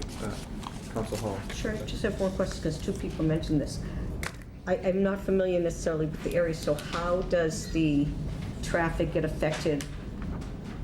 They look to be separated, significantly separated from John Reza Drive. So how is then this going to cause additional? It actually, John Reza Drive is a cut-through to go to Mount Hope Street, which then brings you to North Attleboro Center and so forth. So if you go north, I guess, from McDonald, if you continue going straight, that's Clifton. And it would hook up somewhere. You would take, it would be the first left, and it's a major cut through. Thank you. You're welcome. Thank you. I just was going to try to help him. Basically, what he's saying is the people here would start using John Reza Drive to cut through. And that is the problem this gentleman is talking about. Because going down Clifton, taking a left is almost impossible. That's right. The traffic. Any other questions? Thank you, sir. Thank you. Thank you. Is there anyone else to speak in opposition? Is there anyone else to speak in opposition? Is there anyone else here to speak neither for nor against? Is there anyone to speak neither for nor against? I just ask one last question. Picture that's a concern, with all the trees down and being naked. So, somebody will answer the question for you. Thank you. Any other questions from the council or from the planning board? Mr. Chairman, do you see any reason to keep this public hearing open? So if we Just 1 second. If we close this, can we still hear from Attorney Casey regarding the sample spot zoning cases? Yes, we can, because that was addressed during the public hearing. He's answering a request that we identified during that time. But I'm comfortable closing it. Thank you. So this, hearing that, we will close this public hearing at this time. And we will move, Mr. Withers, would you kindly read the notice for the last joint public hearing this evening? I will. Final joint public hearing tonight is relative to the city adopting an ordinance governing the operation of non-medical marijuana establishments as defined under Mass General Law, Chapter 94G, Section 1, by amending certain sections and subsections of Chapter 17. Zoning of the revised ordinances of the City of Attleboro as follows. Section 17-3.4, Table of Use Regulations. Section 17-8.6, Fee Schedule. Section 17-10.15, Registered Marijuana Dispensary Uses. And Section 17-11.2, Definitions, new definitions, and any other sections relative to the proposed use. Thank you. Is there anyone here to speak in favor of this ordinance? Is there anyone to speak in favor? I'm amazed. I thought someone from the city administration would be up, but happy to speak first. I have a handout. I have enough for the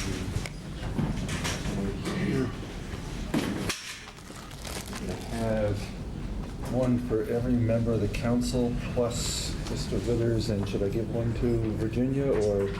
Yeah, we'll give her one.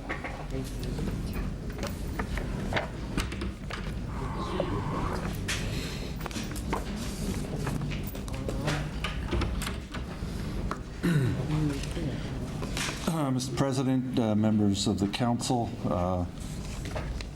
actually, there's couple of councilors that are You can keep going, absent, Jack. should we? They're not here, they're not here. Members of the planning board and planning board chair. My name is Jack Jacoby. I'm an attorney with offices of 144 Bank Street, and I represent Ashley's Inc. and Ashley's Farm Inc. and Ashley's Extracts Inc., which are three corporations that are owned by my clients, John and Ashley Irving and Bob Irving. They are going to be coming before you pursuant to this ordinance, if it passes, to propose a not only a medical marijuana facility, but a retail facility and a cultivation facility and a processing facility.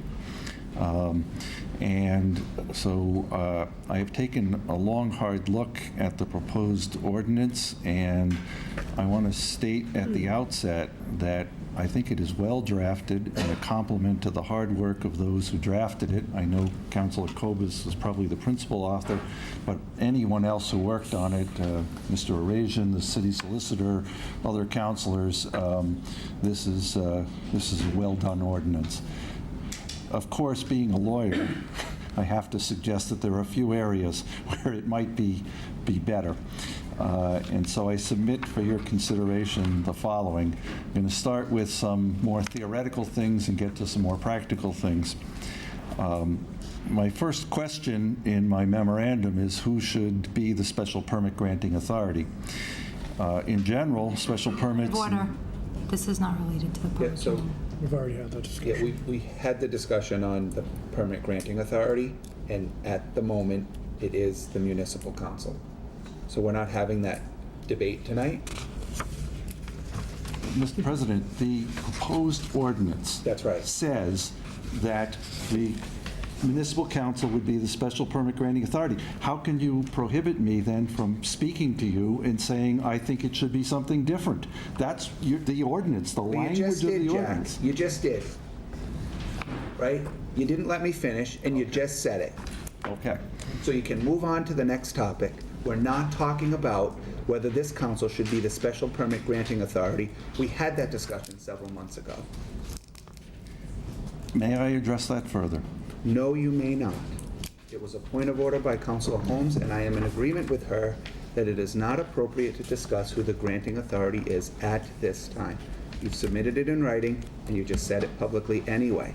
So you could go on to the next topic in your discussions about why you are in favor of this particular ordinance.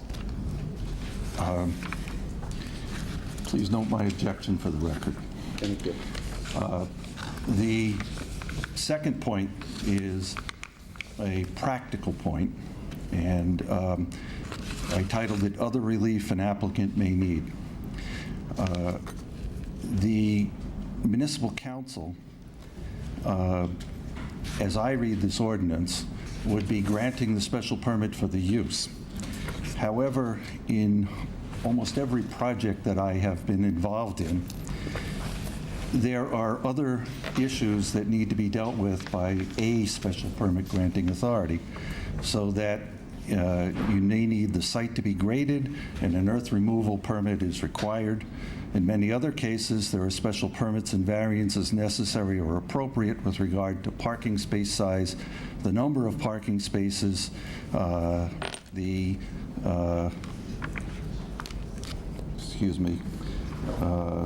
side yard, front yard, rear yard, and other dimensional requirements, lot coverage, and density.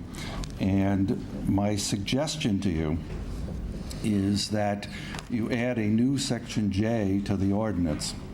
And that Section J would read additional relief. In the event that a marijuana business requires additional special permits or variances in order to construct or operate its business, the municipal council is hereby authorized to grant such special permits or variances if warranted. This would avoid the issue of an applicant appearing before the municipal council and the zoning board with parallel applications for relief. In acting upon such relief, neither board would know whether the other was willing to approve the facility with or without the additional requested relief.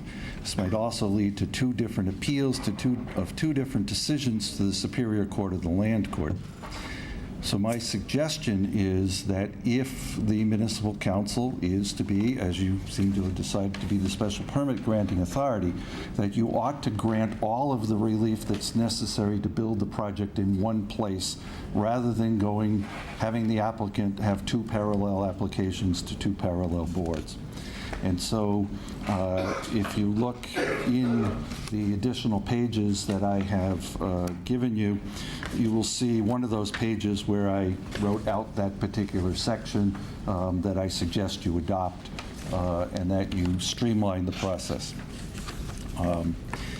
A next question is, what zone should these uses be allowed in?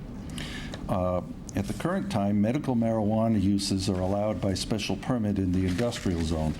The proposed ordinance draws a distinction between medical marijuana treatment facilities, which also have a cultivation and processing related facility, from those which have only a patient dispensary.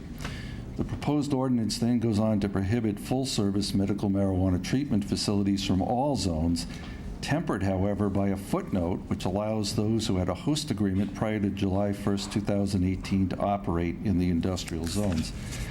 I find this footnote to be cumbersome and makes those who have already invested in properties in the industrial zone into quasi-non-conforming uses. I use that term quasi-advisedly, as it is unclear as to who would have the power to alter or amend such already existing uses, as the footnote only refers to special permit and not to whom the special permit granting authority would be.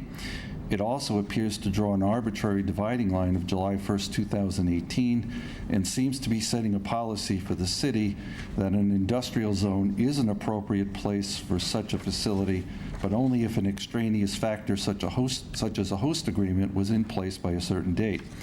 I submit that this should be eliminated.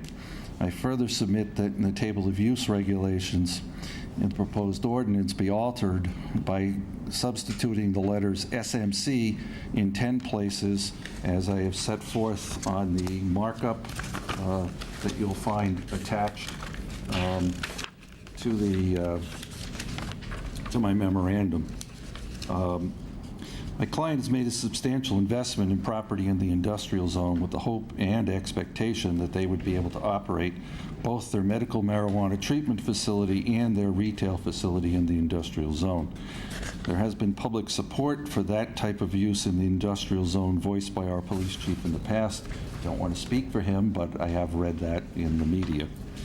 I am also aware of at least two other facilities where there has been purchases in the industrial zone, one on Extension Road and the other on O'Neill Boulevard.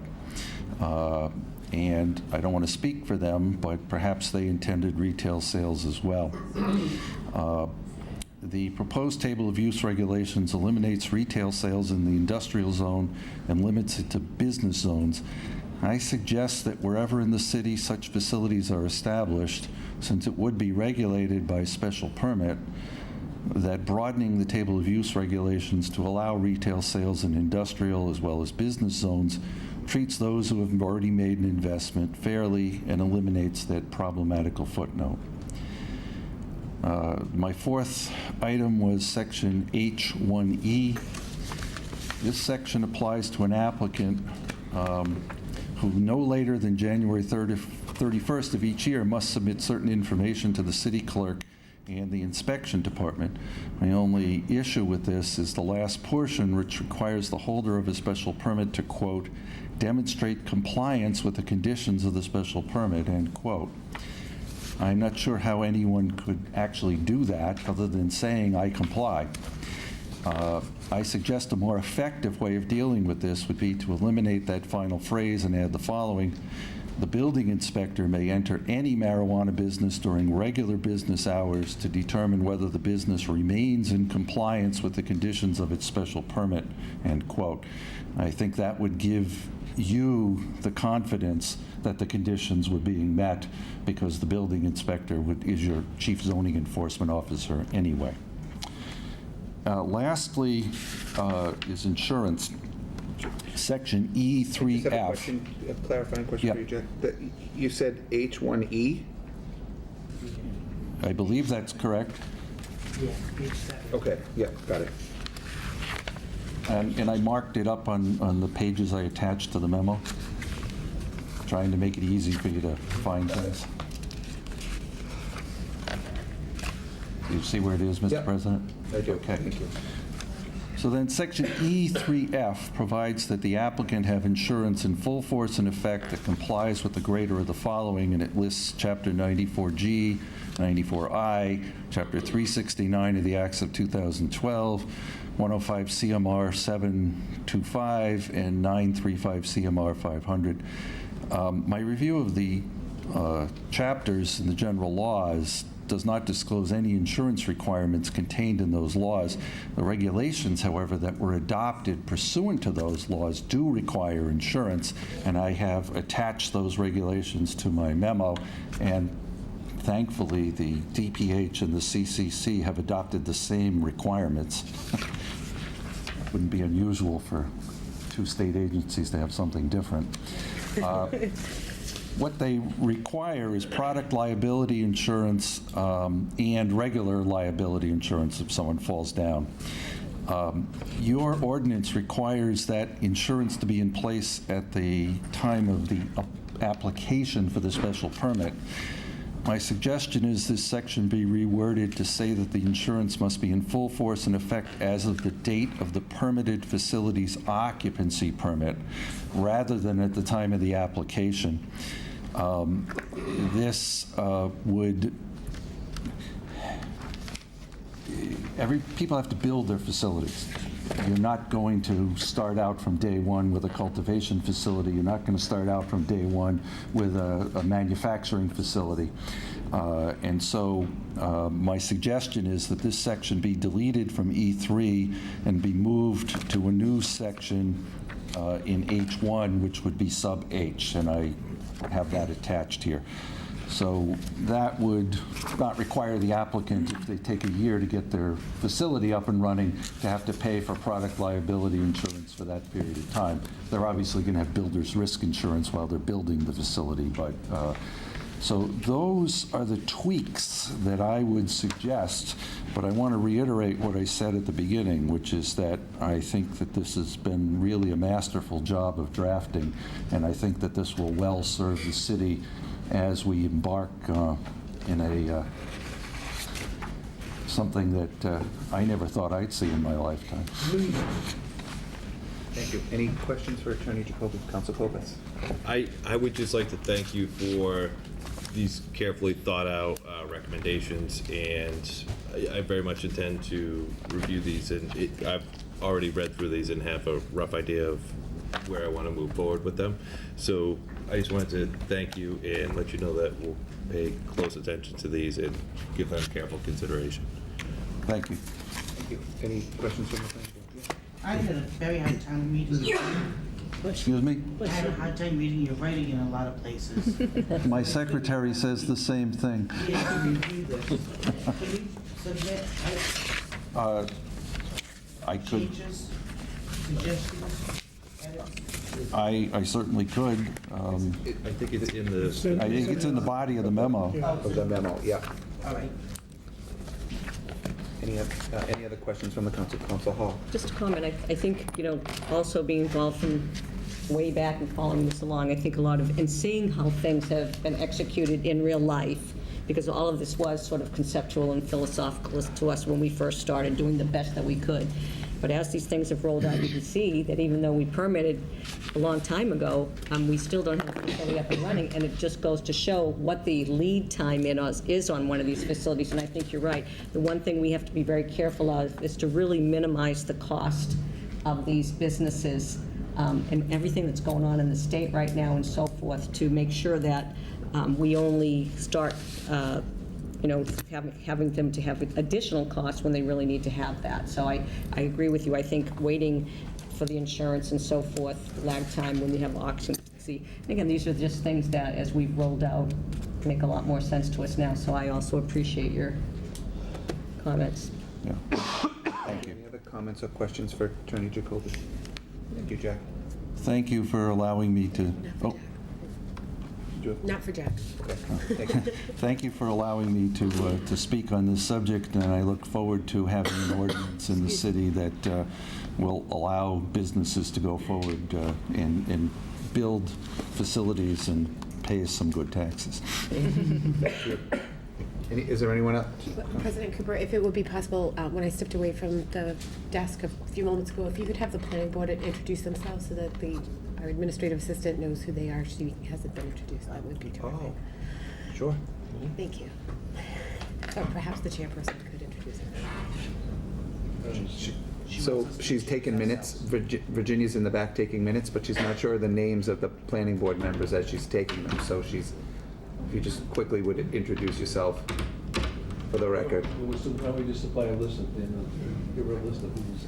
Because she's looking at the monitor right now. And when you ask a question, she doesn't know who you are. Jason Gittle, Vice Chairman, Planning Board. Scott Jones, Planning Board. Walden Hazy, Chair of the Planning Board. Liz Kenyon, Planning Board. Linda Ford. Bert. Just Bert. Bert Buckley. The only Bert. Yes. Thank you. Thank you, President. Sorry for that. Is there anyone else here to speak in favor? Thank you. Is there anyone else here to speak in favor? Is there anyone here to? Is there anyone else here? Is there anyone here to speak in opposition?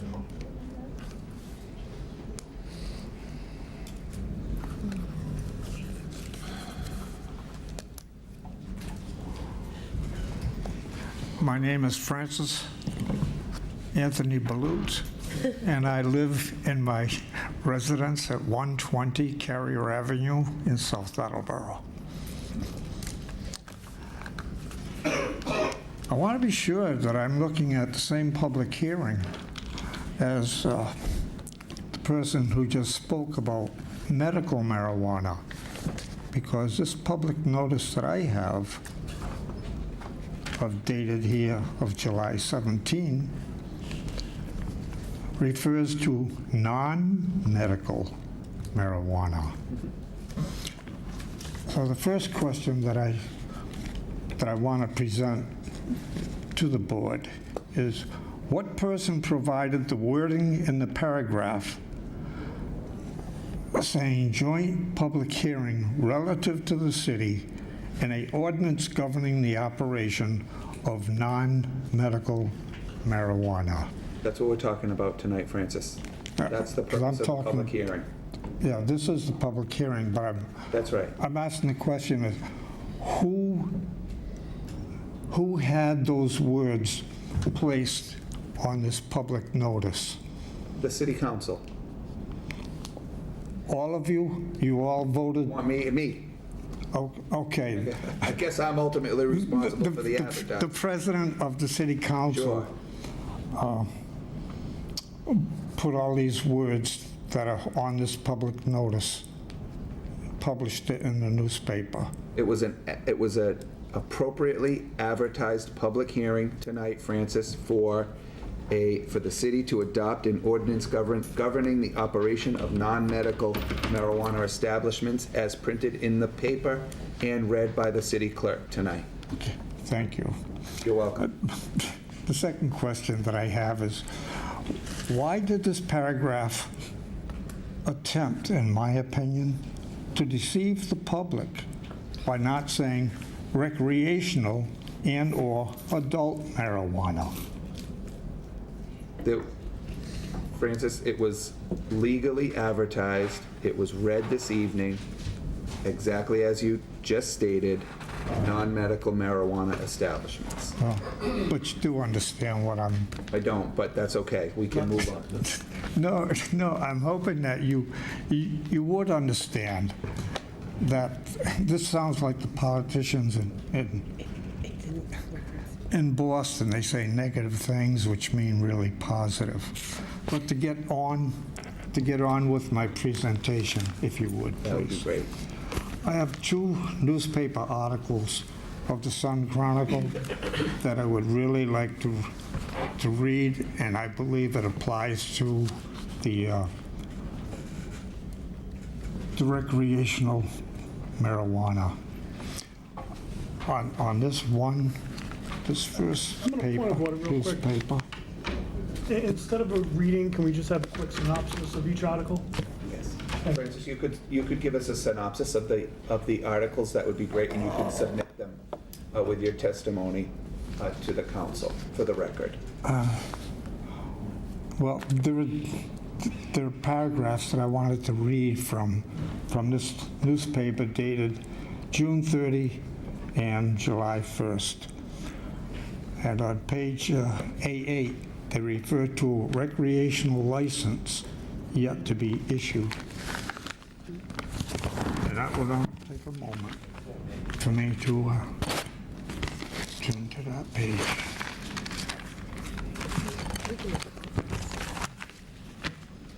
Regulators to consider state's first pot license. Marijuana regulators may be closer to issuing the first retail license to sell recreational pot in Massachusetts.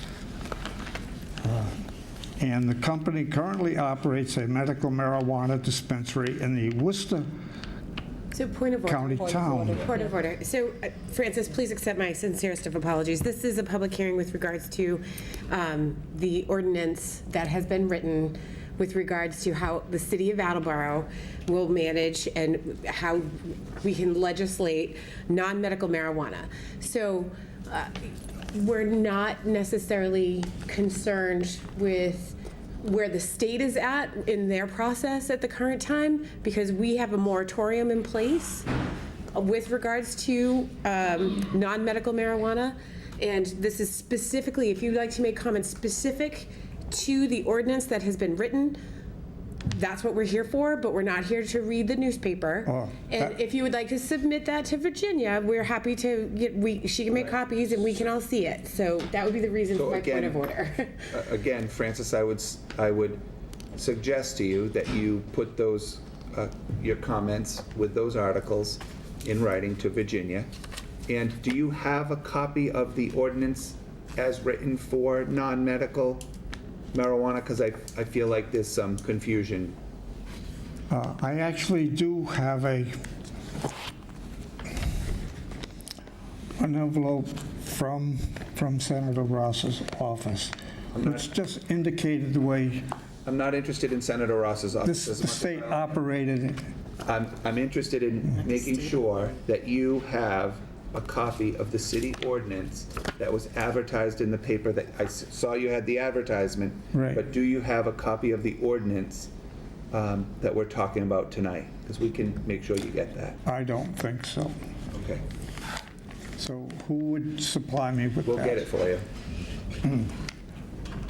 But the point of this, President Cooper, was just to indicate that it says the local concerns about stores and lack of any marijuana testing facilities required under the law among the factors cited for missing the July 1 target date.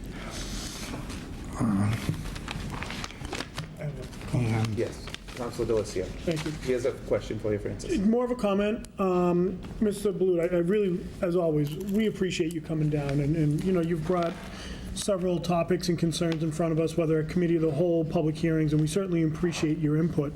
I just think for what we're doing here tonight, I think it's important that we, to build off Vice President Parika's points, we're talking specifically about what's happening here in Attleboro, and I know Council Hall's getting that ordinance, but it's very specific to where what the city's trying to do as opposed to what the state's already done. So we're trying to keep the two separate. Tonight's just to speak about what is the black and white in terms of Attleboro.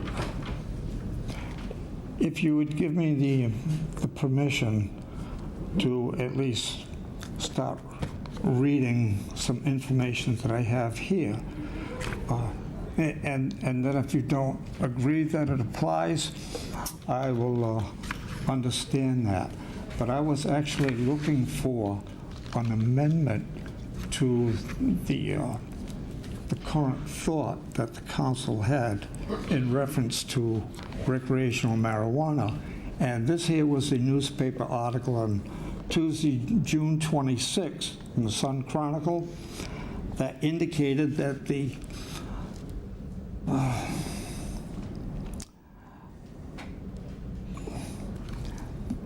Maura Healy, who was the Attorney General, she has the one that says, in a reversal of previous policy, she has decided to extend the time that cities and towns can prohibit retail marijuana operations without approval from voters, the Boston Globe reported Monday. And then it goes on to page 2, Point which of order, basically President allows a time period Francis, again, we have a point of order. December 2019. If you could allow me to explain my point of order, and Go then ahead. President Cooper can rule on it, whether or not it's a valid point of order. The residents of the city of Attleboro voted in the affirmative for recreational marijuana. It's our job and our duty as the municipal council to come up with legislation as it pertains, no matter, without regard with what the state is doing. We have a responsibility of creating legislation for that. That is what we're discussing tonight. Whatever delays that the state is on or things like that, that's not our concern. So again, your comments need to be, I'm sorry, President Cooper, the comments with regards to this public hearing need to be specific to our proposed ordinance. So Thank you. let me summarize what Council Parika said. We're not talking about the moratorium tonight, we're talking about the ordinance. Well, I was hoping that the ordinance would end up having an amendment that would delay all of this until the state finally gets its act together in like a December 31, 2019 date. That would be in the amendment. But I will have copies made in here. Thank you. Thanks. Thank you. Thank you, Francis. So, excuse me, Francis, just a minute. Just stay right there for a second. There's a question. So I just have a question. I just want to make sure I got my head wrapped around what Francis is trying to say here. So are we accepting that, I mean, it's not that we're going to do it, but he's come before us tonight to say that based on the ordinance that we're talking about, that he may like to see an amendment to extend the moratorium. That's what he's asking. Let me make sure that I'm perfect. Let me make sure I'm clear. First of all, what he came here speaking in opposition. Yes. With articles to an ordinance that he doesn't have a copy of. Yes. Yes, I understand. What I also heard him suggest to this council was perhaps an amendment to this that's not currently in it. Right. To extend the moratorium, which is a separate ordinance, which I don't think applies to this particular ordinance. And we can have that discussion about Mr. Balut's testimony at the time of the committee meeting and decide as a council and as a committee whether or not we think that changing or adding to this ordinance to include that additional time for a moratorium within this ordinance is appropriate or not. Thank you, But we're President not going to Cooper. debate No, tonight whether that's Thank you. I appropriate. think that makes it clearer for Right. Mr. Balut, That's what he was trying to ask, and I appreciate that you're explaining to him what just happened here. So, okay? Right. I've given my intentions. Thank you very much. Thank you, Francis. I President almost Cooper. had to call you by your middle name like your mother would have when she was getting sick. But I did, so very nice. Now Thank we you. know it, so we can use that. Anthony, it's a great name. Yeah, thank you, I'm Francis. actually a junior, but after my father passed away, I shortened it a little bit. Thank you. Thank you, Mr. But thank you for Balut. listening, all of you. Is there anyone else here to speak in opposition? And should I go on this way, go around, talk to Virginia, let her make copies? Is there anyone else here to speak in opposition? Is there anyone else to speak neither for nor against? Neither for nor against?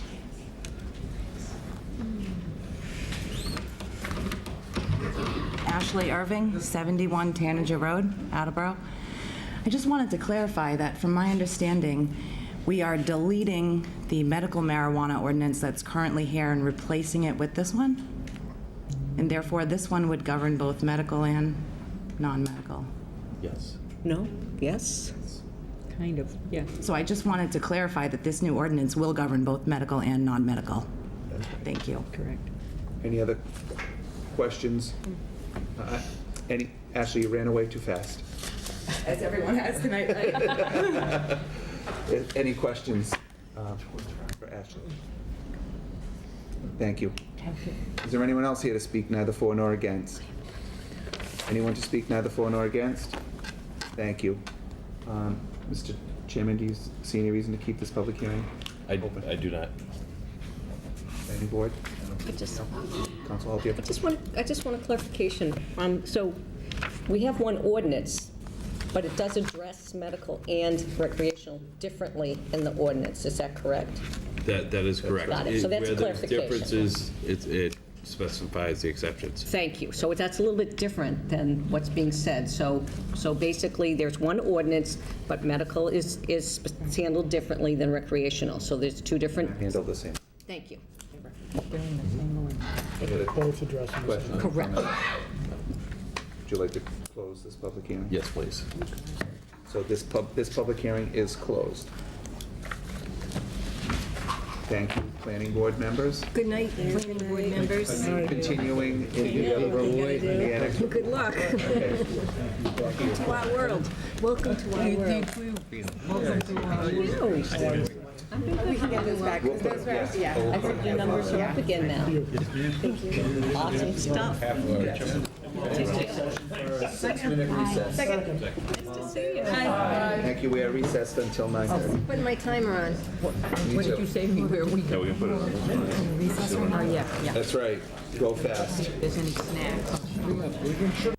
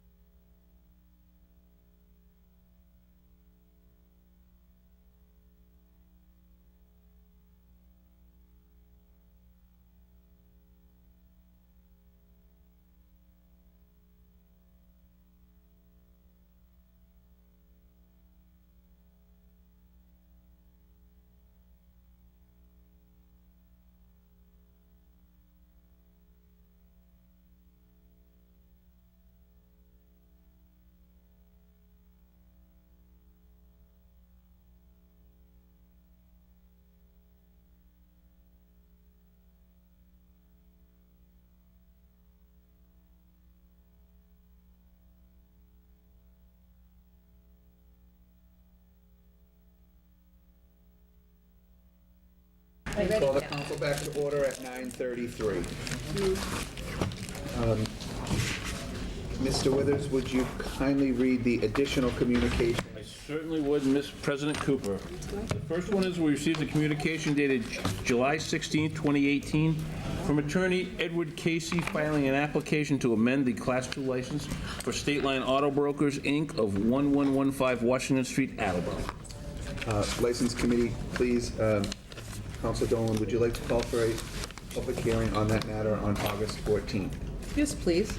Thank you. There will be a public hearing for State Line on August 14th. All in favor? Aye. Thank you. Motion passes. Okay. We also received a communication dated July 12, 2018, from attorney Mary Feeney, filing a letter of opposition to the application of Briarleaf LLC for a registered marijuana dispensary at 527 Pleasant Street. Zoning and land use, please. We received a communication dated July 11, 2018, from attorney Edward Casey requesting a continuance for the public hearing for Briarleaf LLC for a registered marijuana dispensary at 527 Pleasant Street, Attleboro. Zoning and land use, please. We received a communication dated July 12, 2018, from Zoning Enforcement Officer William McDonough regarding a violation for unregistered vehicles at 11 Horton Avenue. License Committee, please.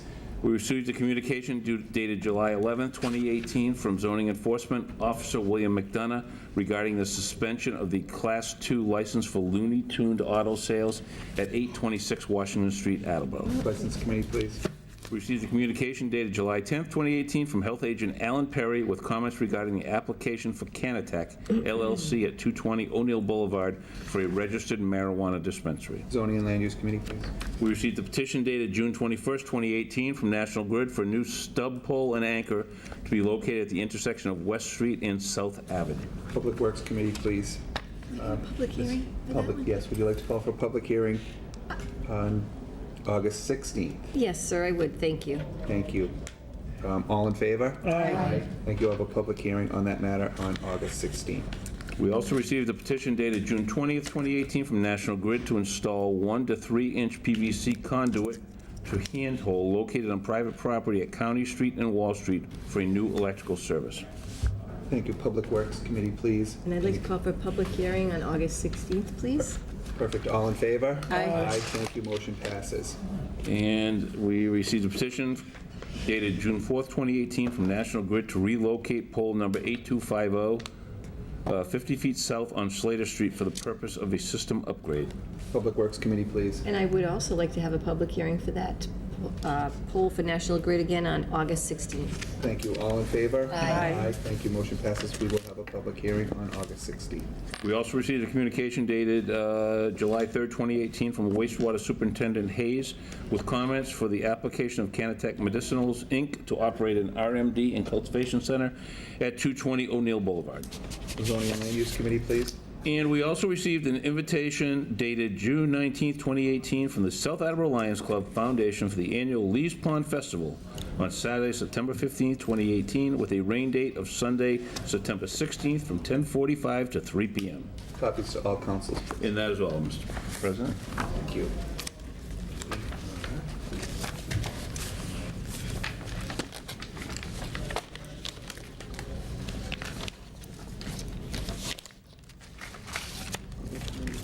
Moving on to committee reports, but before we do that, we've called for committee meetings next week at the appropriate time for all of you, so we'll skip just right to Councilor Holmes. She's the only one with any motions this evening and committee reports. Everybody good with that? Yeah, we'll get to that. Councilor Holmes? Council. Yes. President Perdue, I'm sorry. You said the meeting next week. You're referring to Thursday, correct? Thursday, I'm Okay, sorry. I Did I just say want to make next sure week? clarify. Yeah, so we have a meeting Thursday night. We have committee meetings before the meeting. We start at 7 with committee, and then we'll go into full council meeting after the committee meetings. Thank you. Councilor Holmes. From the docket of July 17, 2018, I move to adopt the following emergency preamble. To adopt the request to the mayor to confirm the appointment of Edward Perica Jr. to fill an unexpired term as alternate electrical inspector, term to expire February 2019. Second. Thank you. President Cooper, I will be recusing myself from. Thank you. Thank you.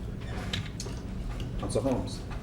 This is, something unexpected has happened, so we do need to make sure that we are fully operational, so, I go so quickly, so I'm hoping to have the full support of this, because we just want the city to be operating fully. That's it. Councilor Conti. So unfortunately, Counselor, I cannot give you support for this, and this is really painful because Eddie Parriga is a personal friend. And I've taken electrical classes under Eddie Parriga, so I know he's qualified to do the job. However, the comments that I've heard among constituents in the city of Attleboro on nepotism, whereby people of the same family are employed in one or two more functions inside the city, are very, very spirited discussions.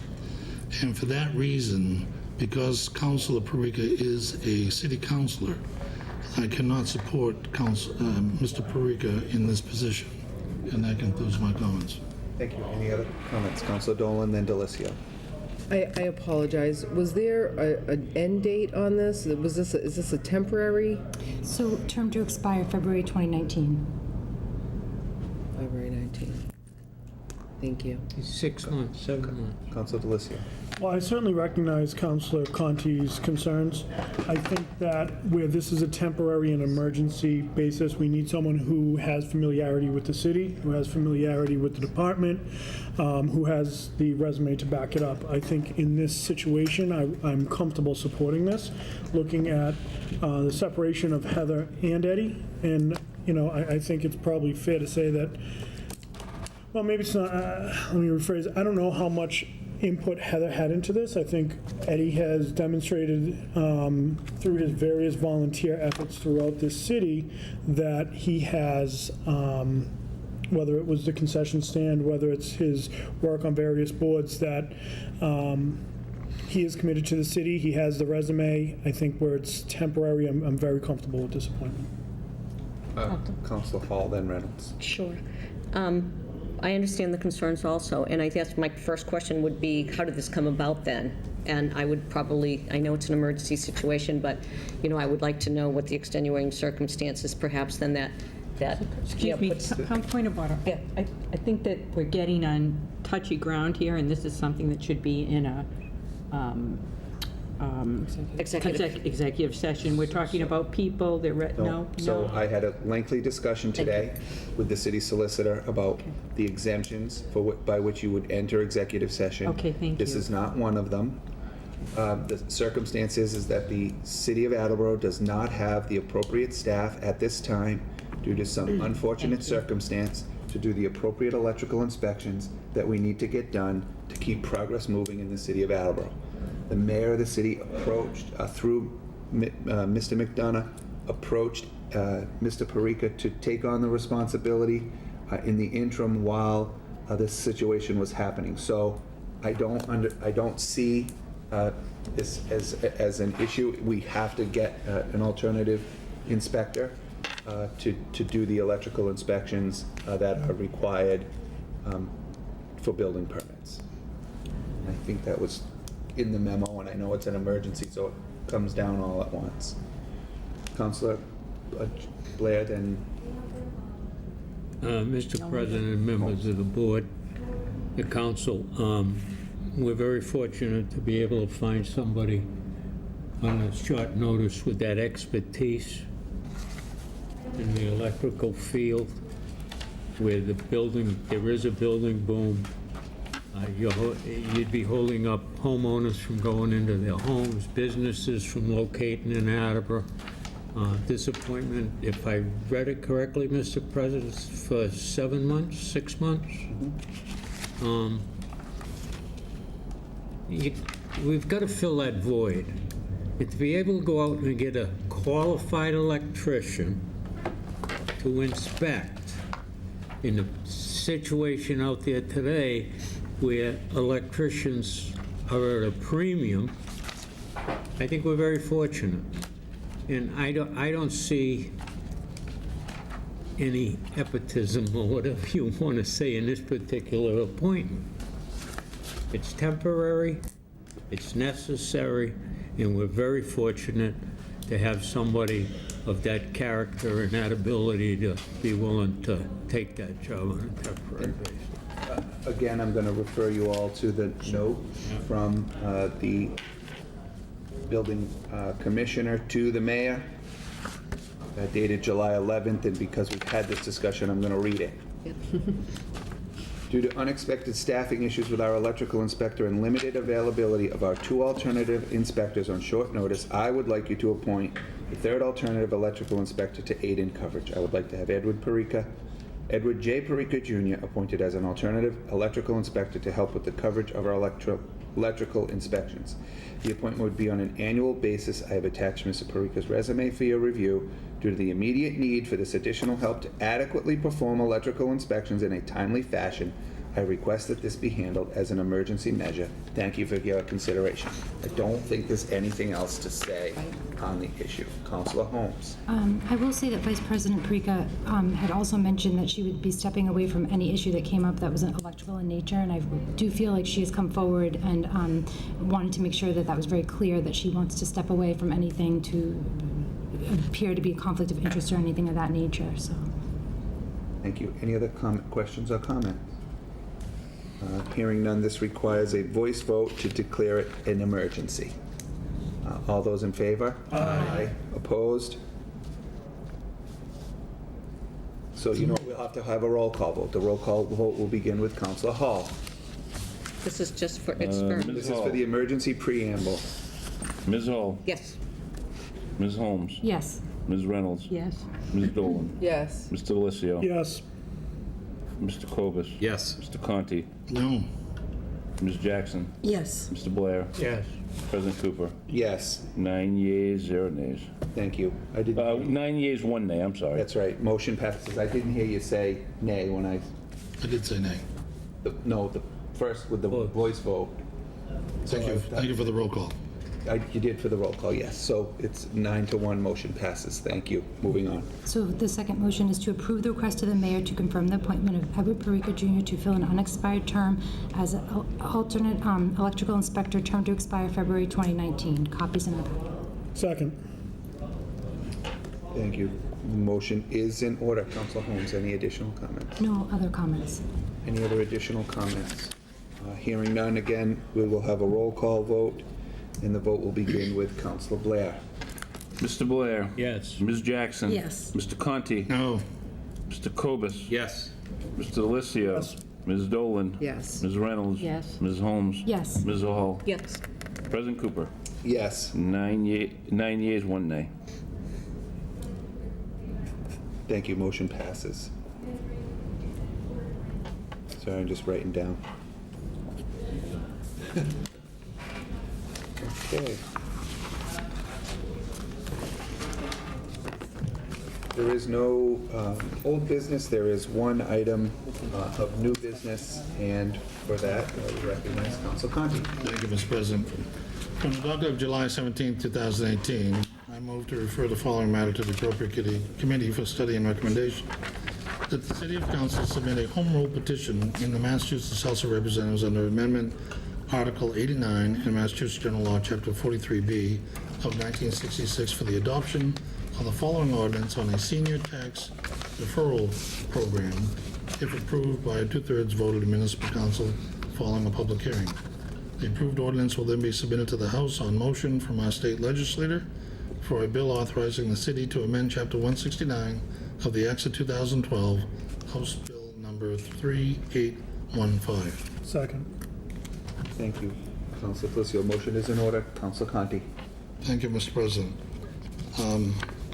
I was attending an assessor's conference on the Cape 3 weeks ago, sitting next to Julie Hobson, the assistant assessor for the city of Attleboro, and Stanley Nasowitz, the assessor of the city of Attleboro, when the assessor from the town of Reading put on a presentation on long-term homeowner tax deferral programs that have been accepted by the city of Boston, the town of Sudbury, the town of Wayland, and the town of Reading.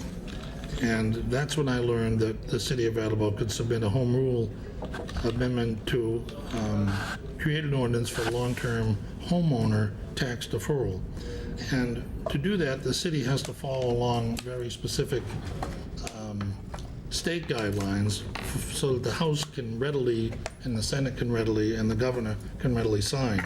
So if we stray far away from what is already in convention, we probably would not succeed. Therefore, I have prepared an extensive document for the committee that outlines the 12 things that need to be done by all applicants.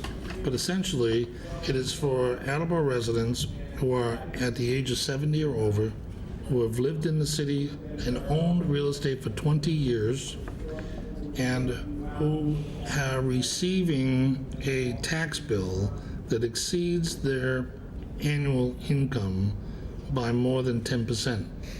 And if it does, if the tax bill is more than 10% of their annual income, they're allowed to defer 50% of their tax bill each year and every year with a 4% bond commitment to the city of Attleboro, so that when the person sells their home, the dollars that have been deferred in the taxation are paid back to the city plus 4%, which is the same rate as our bonding.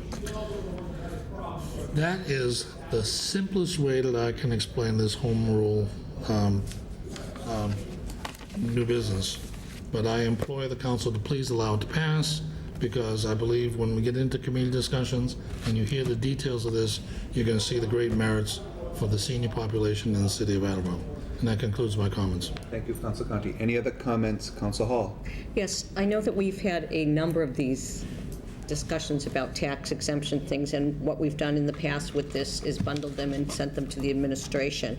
I know that there had been some discussion of this, some of these types of programs, and I'm just wondering if, the reason why I'm saying it's excellent, and it goes along a litany of lists that we've already sent up to the administration. And so what I don't want to have happen is one single one sort of get focused in on when we're still waiting for the other ones to be answered too. So I'd like to, I'm going to suggest that this also gets sent to the administration for review also. I mean, that's just me. Thank you. Council Yes. Reynolds.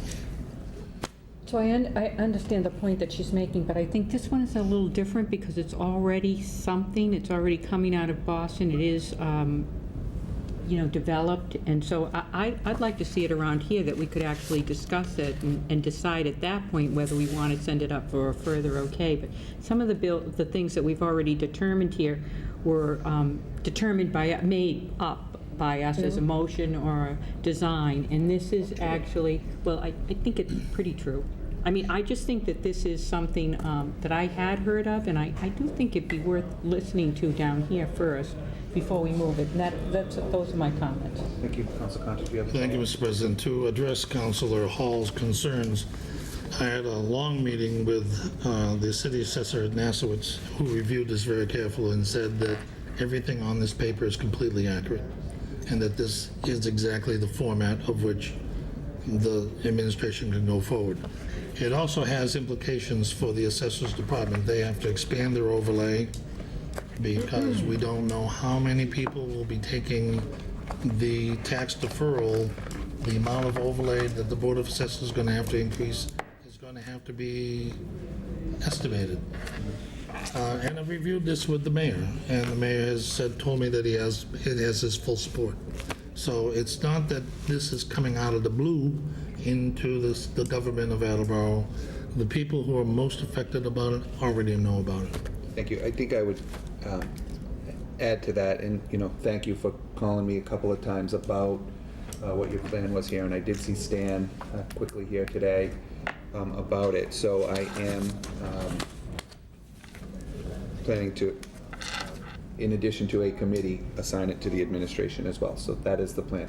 Any other questions or Council Holmes? I agree with Councilor Hall. We've already opened one path, and I just want to make sure that it's not 10 different things that we need to kind of somehow come up with a plan. It could be this plan, but I would like to make sure that we're not going down one path and then starting something. This subject has been brought up before, and we have started. So that concludes my comments. Thank you. Thank you. Any other questions or comments? Hearing none, this requires a voice vote. All in favor? Aye. Opposed? Thank you. Motion passes. I'm going to refer that to the Ordinances, Elections, and Legislative Matters Committee and to the administration. Before we go, I would say that these you know, that this is an opportunity with this piece of business to bring up all of the potential for the Ordinances, Elections, and Legislative Matters Committee to bring up all of the potential senior exemptions and get the administration down here to talk about them. Great. Thank you. Before we entertain a motion to adjourn, I want to just mention Thursday night, again, committee meetings first, starting at 7, then a council meeting. Our meetings in August, you will get a special meeting notice for special meetings in August. Unfortunately, we put them, the rules of procedures in section 3.1. Say it's the 3rd, we put it on the 2nd, Tuesday and Thursday, so we're gonna, just to be safe, I'm gonna give everyone a special meeting notice called by me for Tuesday and Thursday for regular and committee meetings on Tuesday and Thursday for the meetings in August. Any questions? Great. Yes. I had sent an email asking for somebody to come and talk to us about. Not talking about that right now, but I'm happy to talk about it with you. Okay. Thank you. Is there anything? What are the Tuesday and Thursday days for? 14 and 16. It's the second Tuesday, but third Thursday, so that's where the Yeah, that's what the confusion was in the rules. We called them for the same week 14, 16. versus opposite. It doesn't matter. Okay. Bottom line is you're going to get a special meeting notice from me on your thing. Move to adjourn. All in favor? Aye. Thank you. We are adjourned. 9:55. So that's what we're